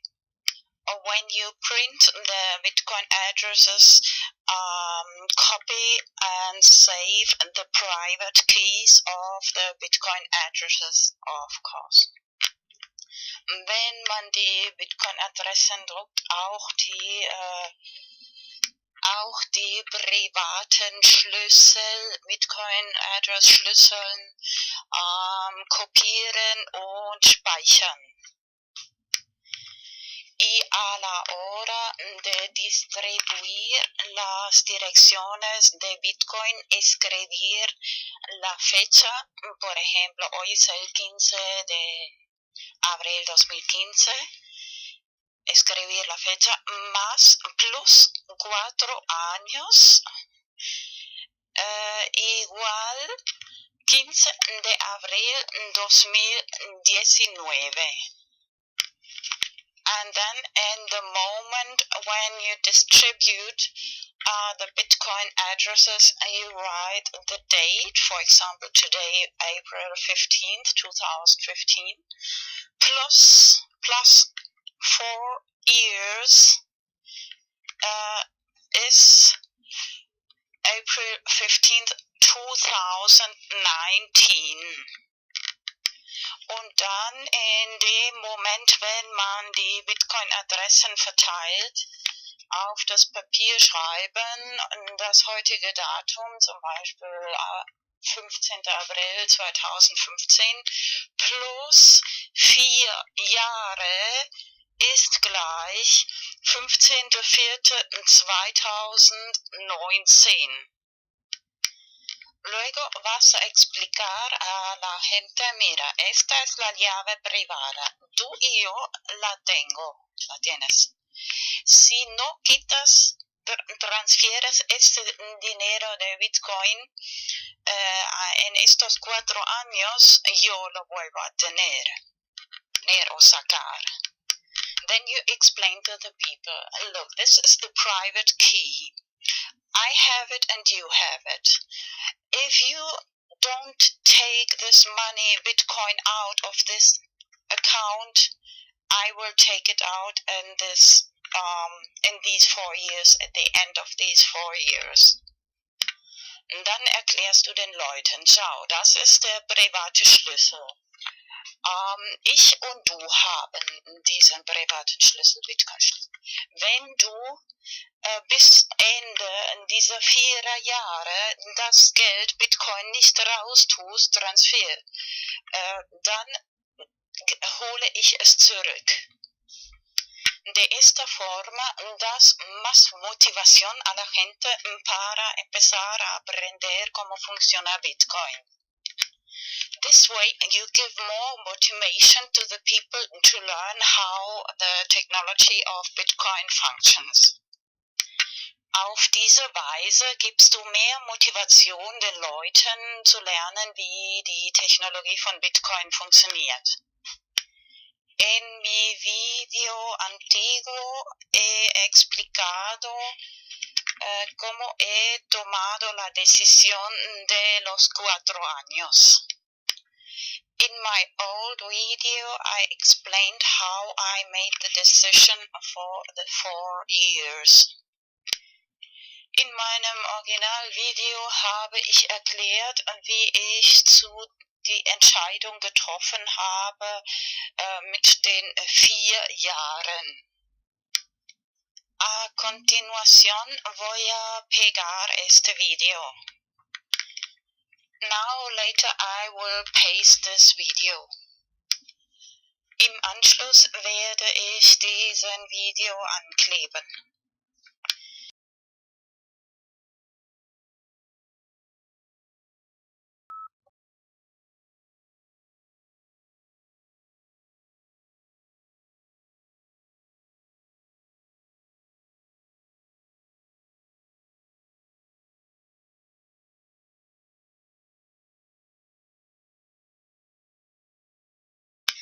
En este momento el precio de Bitcoin es muy económico. At the moment the price of Bitcoin is very cheap.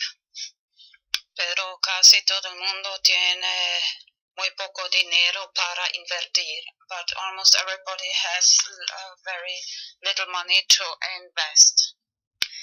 Debería decir que esta idea me vino hoy especialmente cuando vi otra vez una chica ahí pidiendo dinero por la calle.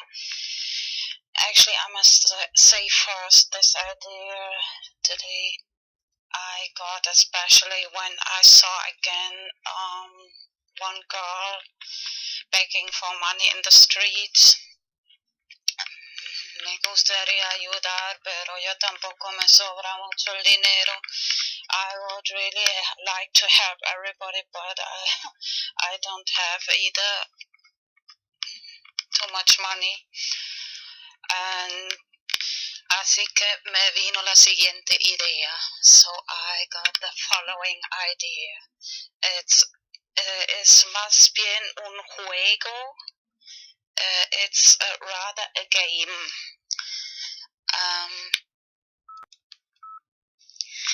Lo que es muy importante, elegir un monedero de Bitcoin que solo tú misma tienes la llave privada. What is very important to choose Bitcoin wallet company which you only possess the private key. For example, blockchain.info. Por ejemplo, la empresa blockchain.info.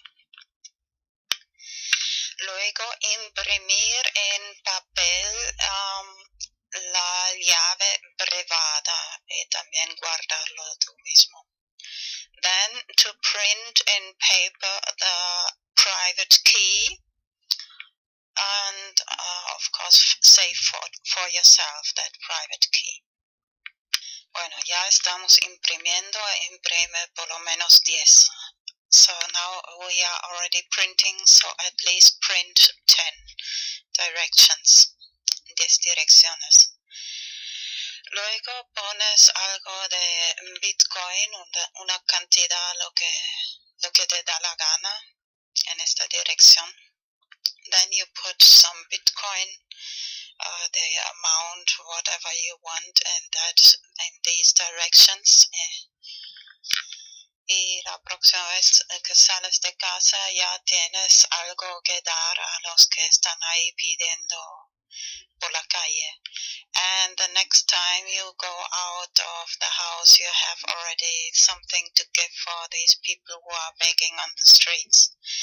Y por ejemplo, y claro, para tus amigos, amigas, and for your friends, of course. Eso da motivación a la gente para aprender Bitcoin y this gives motivation for the people to learn about Bitcoin. Y la parte del juego consiste en lo siguiente, and the game part consists in the following. Explicas a la gente, mira, esta es la clave privada, que es la clave secreta. You explain to the people, look, this is the private key, which must be secret. And you have it, and me, and explicas, esa persona y yo mismo la tiene. Y antes pensaba en 5 años, pero luego cambié un poco de idea de hasta 4 años. First I thought of 5 years, but then I changed my opinion to 4 years, later explain.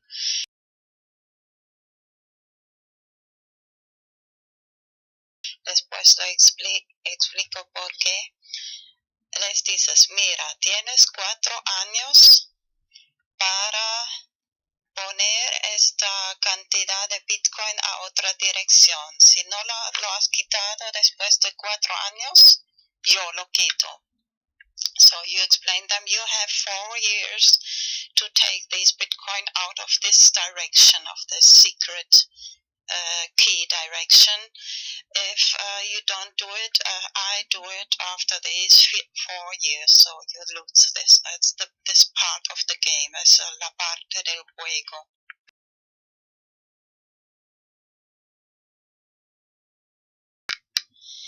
He creado este hashtag BTC4 para hacerlo un poco popular.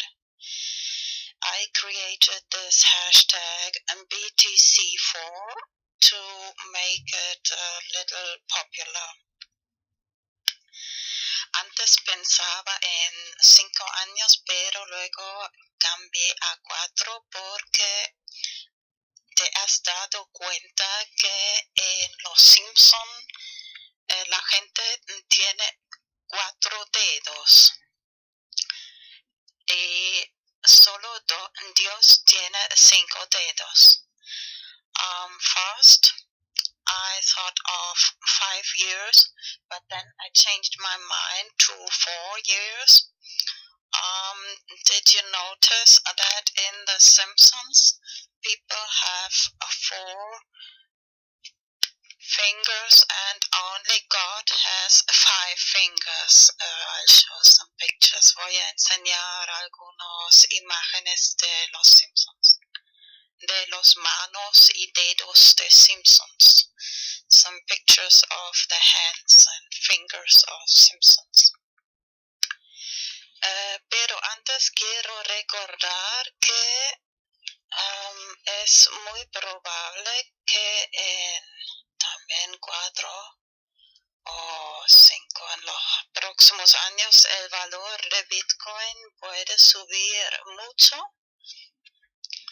Just want to remember before that the price of Bitcoin, the value of Bitcoin can rise very much in these next years.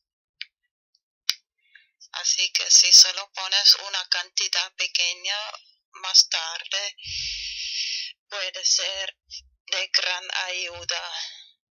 Even if you just put a little small amount, later it can be big help.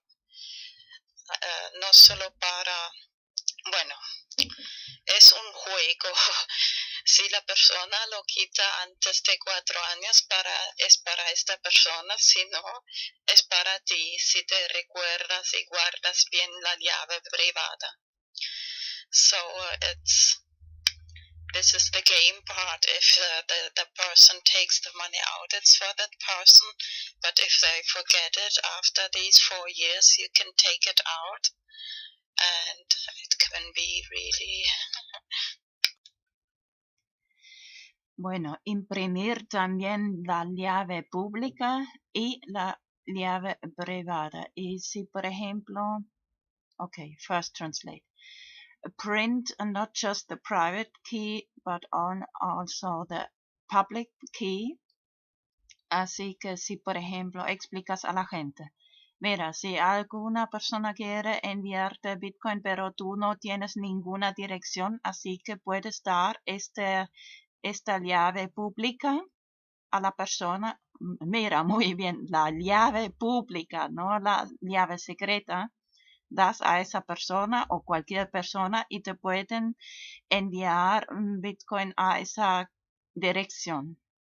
So remember, the public key you can give to anybody, and if somebody wants to send you some Bitcoin and this person doesn't have any, so you have already this public address where they can send you Bitcoin.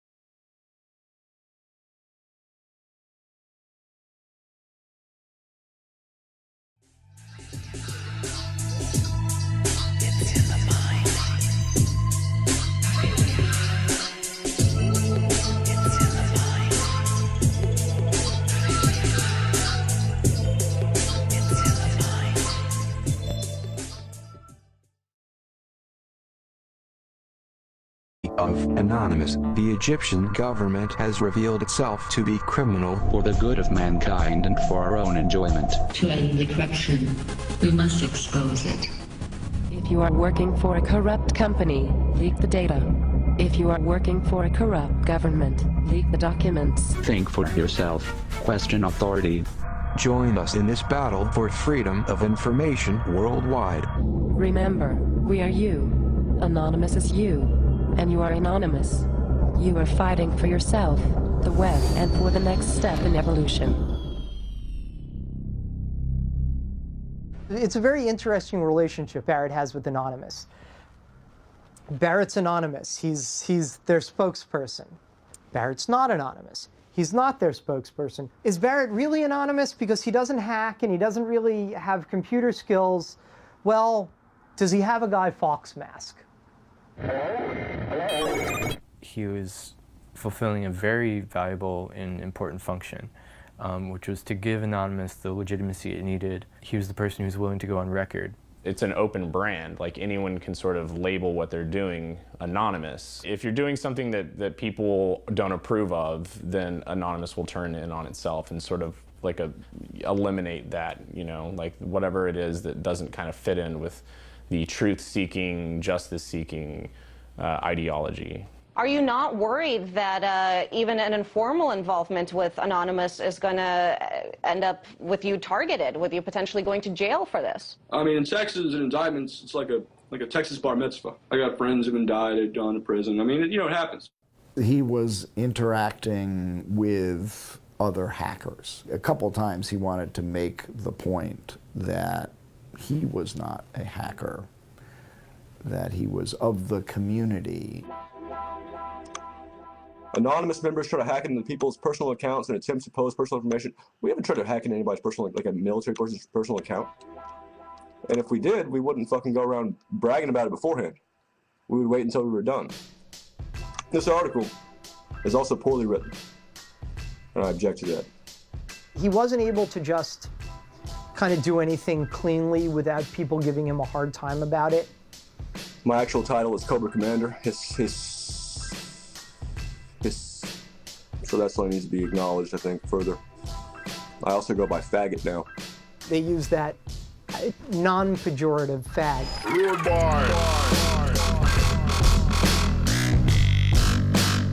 He's an ego fag and a moral fag and a leader fag and a, you know, just about everything but a, you know, but a fag is, you know, leave it to the internet to have to repeat themselves. What happened today is certainly illegal. Why are you willing to show your face? I'm more useful as a name fag than I am just as another person with his name hidden. Barrett being a named person was his own doing. He did not show up as anonymous. He showed up as Barrett. In the same room right now. There's gonna be even more later. Magic fucking genie. You're actually in power. You're in charge. The most drastic improvements that need to be made are in the education system. We need to give people the kind of classical Western education that they used to have. We need a curriculum that embraces, you know, like Keats and Byron. It doesn't sound revolutionary. It's absolutely revolutionary. We have people in power that have explicitly engineered our education system to make people dumb, obedient, and uncreative. Getting them out of fucking power and remaking it so people can be free-thinking, well-educated, sensible, non-reactionary people. This is a revolutionary thing, and it's probably going to require a whole lot of bloodshed. Why has the FBI targeted you? They have, by their own admission, been surveilling me since I was 15 years old. That was in the search warrant they used to kick in my door in 2010. And why? They wanted me to inform on hackers on the internet. You know, like they've tried to get me to do that many times. There is a congruence between whistleblowing and hacktivism and hacktivists.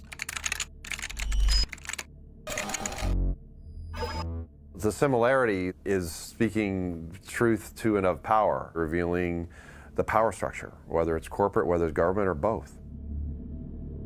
I was a senior executive at the National Security Agency, and I served there for about 6.5 years.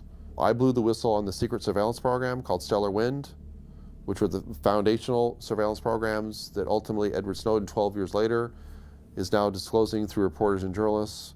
The government went ahead and prosecuted me under the Espionage Act. And I faced, it was a 10 felony count indictment. I faced 35 years in prison.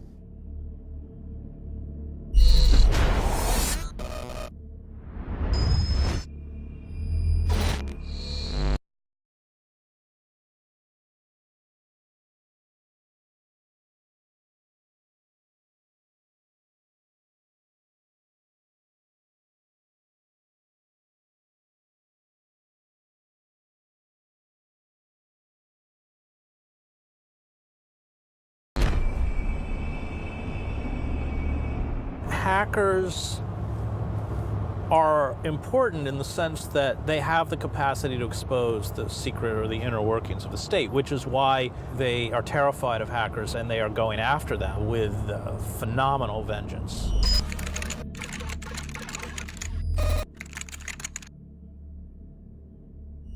We are looking at increased transparency. Unprecedented transparency. They want to avoid scrutiny. So our response, our best weapon, is to bring scrutiny to them.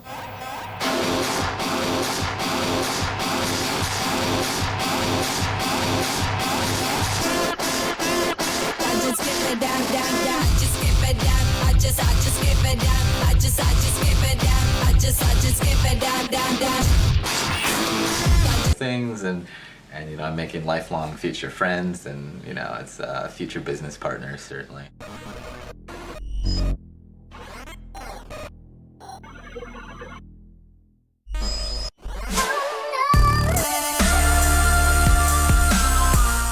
Embarrassing people. I enjoy it. It's viscerally fun. He's an instigator. The most lovable little pest on the internet. His ability to make other people so angry is the talent that he has. Almost 99% of the articles that come out for Weave, they all start with, he's a dick, he's an asshole. Little Weave is going to troll the fuck out of Apple and AT&T.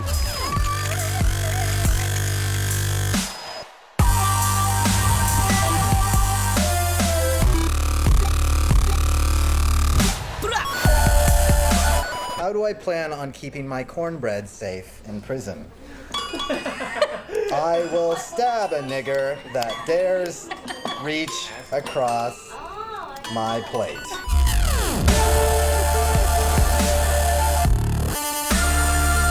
I am the Bruce Lee of RegXP. I didn't get caught. I put my name on what I did.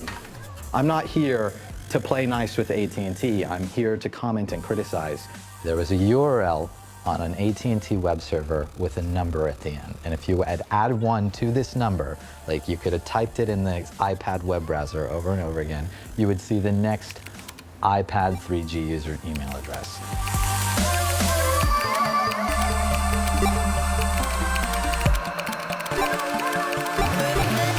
Here's AT&T handing out a complete target list of their customers. It was morally required to come forward and sort of put them over the coals for this.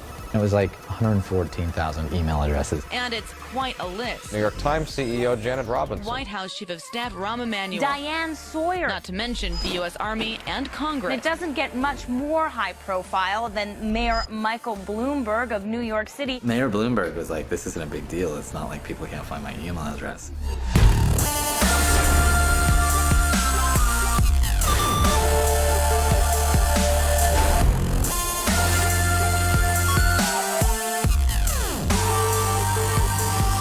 I'm aggregating public data and using it to criticize people whose politics I dislike. The FBI is combing through people's emails, grossly violating their constitutional rights. I think I have moral superiority here.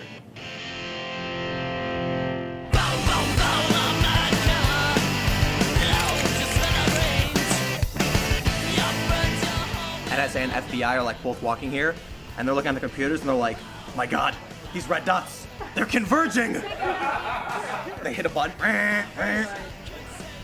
No black SUV. There's been black SUVs outside like the past couple days, so. All the red dots are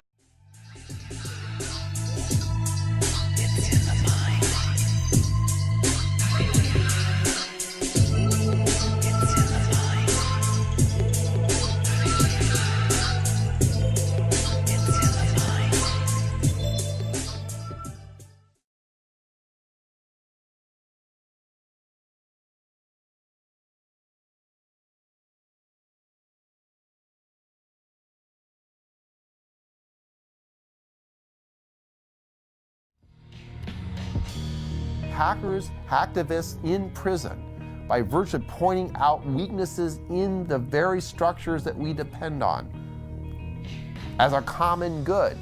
But we weaken the common good for what? We're turning on ourselves. And any time a country empire turns on itself and begins to to find threats from within, well, that should tell you how far gone we are. Anonymous. Cyber attacks. A new kind of warfare. Hackers and activists. Security leaks. Computer hackers. Hackers. Activists.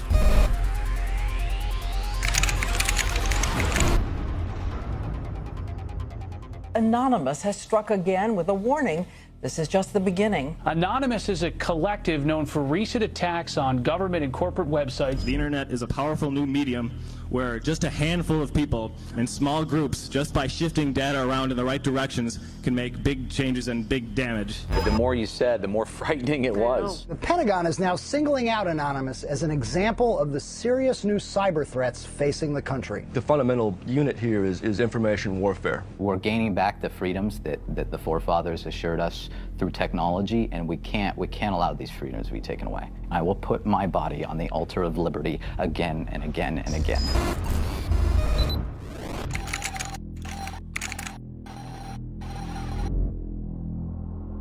Information is the weapon, and information properly understood and properly used in an honest way is more effective than anything else in the world.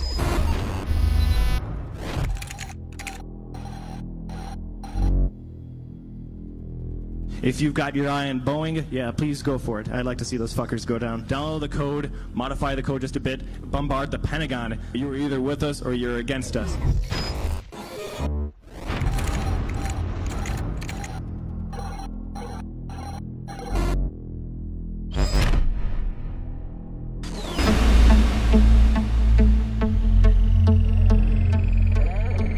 You have 15 minutes available for this call. Hello? Andrew? Are you there?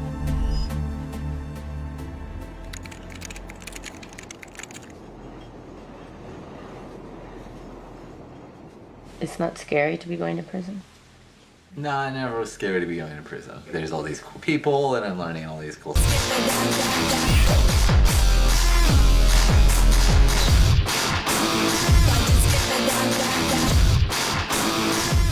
CNN and all these other things, they're not going to spend a single hour doing actual investigation. He called the former head of the NSA at home, like, on a weekly basis for a couple months, trying to get him to talk to him. Barrett was speaking in that language of real adversarial journalism, that the purpose of journalism is not to please those in power, but to report the truth, even when it makes those in power uncomfortable or reflects poorly on them.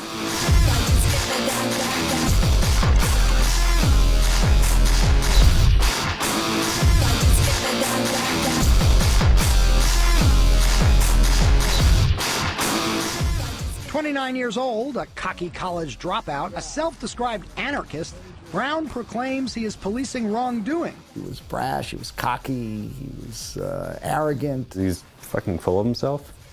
He's awfully narcissistic.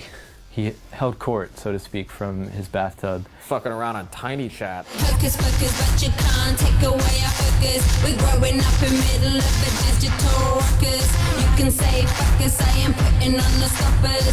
We could be hackers, making it like Lakers. While we become workers, you become golfers. The modern day coppers beating on us for the papers. The take of NBC Brass was, Barrett was not a very appealing character. He was not somebody that they wanted to tout as in any way heroic or doing an admirable thing. Barrett was somebody who was very open about his own struggles with substance abuse. He was on a maintenance drug, like a methadone, like he was on Suboxone. At least he was trying to stay off hard drugs, you know, to be on at least a medicine.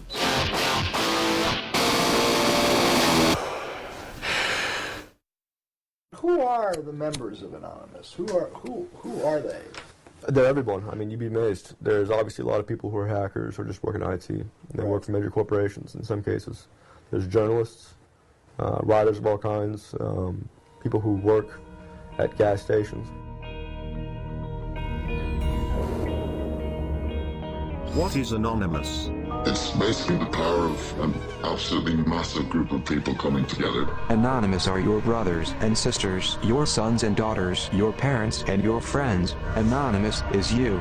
Somos anónimos. Somos Legión. ونحن نتسامح مع جرائمكم. We were involved in Operation Tunisia, Operation Libya, Operation Algeria, and Operation Egypt. Anonymous cannot and will not stand idly while people are being denied their basic rights and human liberties.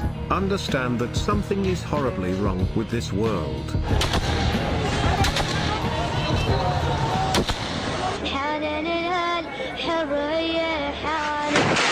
The Tunisian government has made itself an enemy.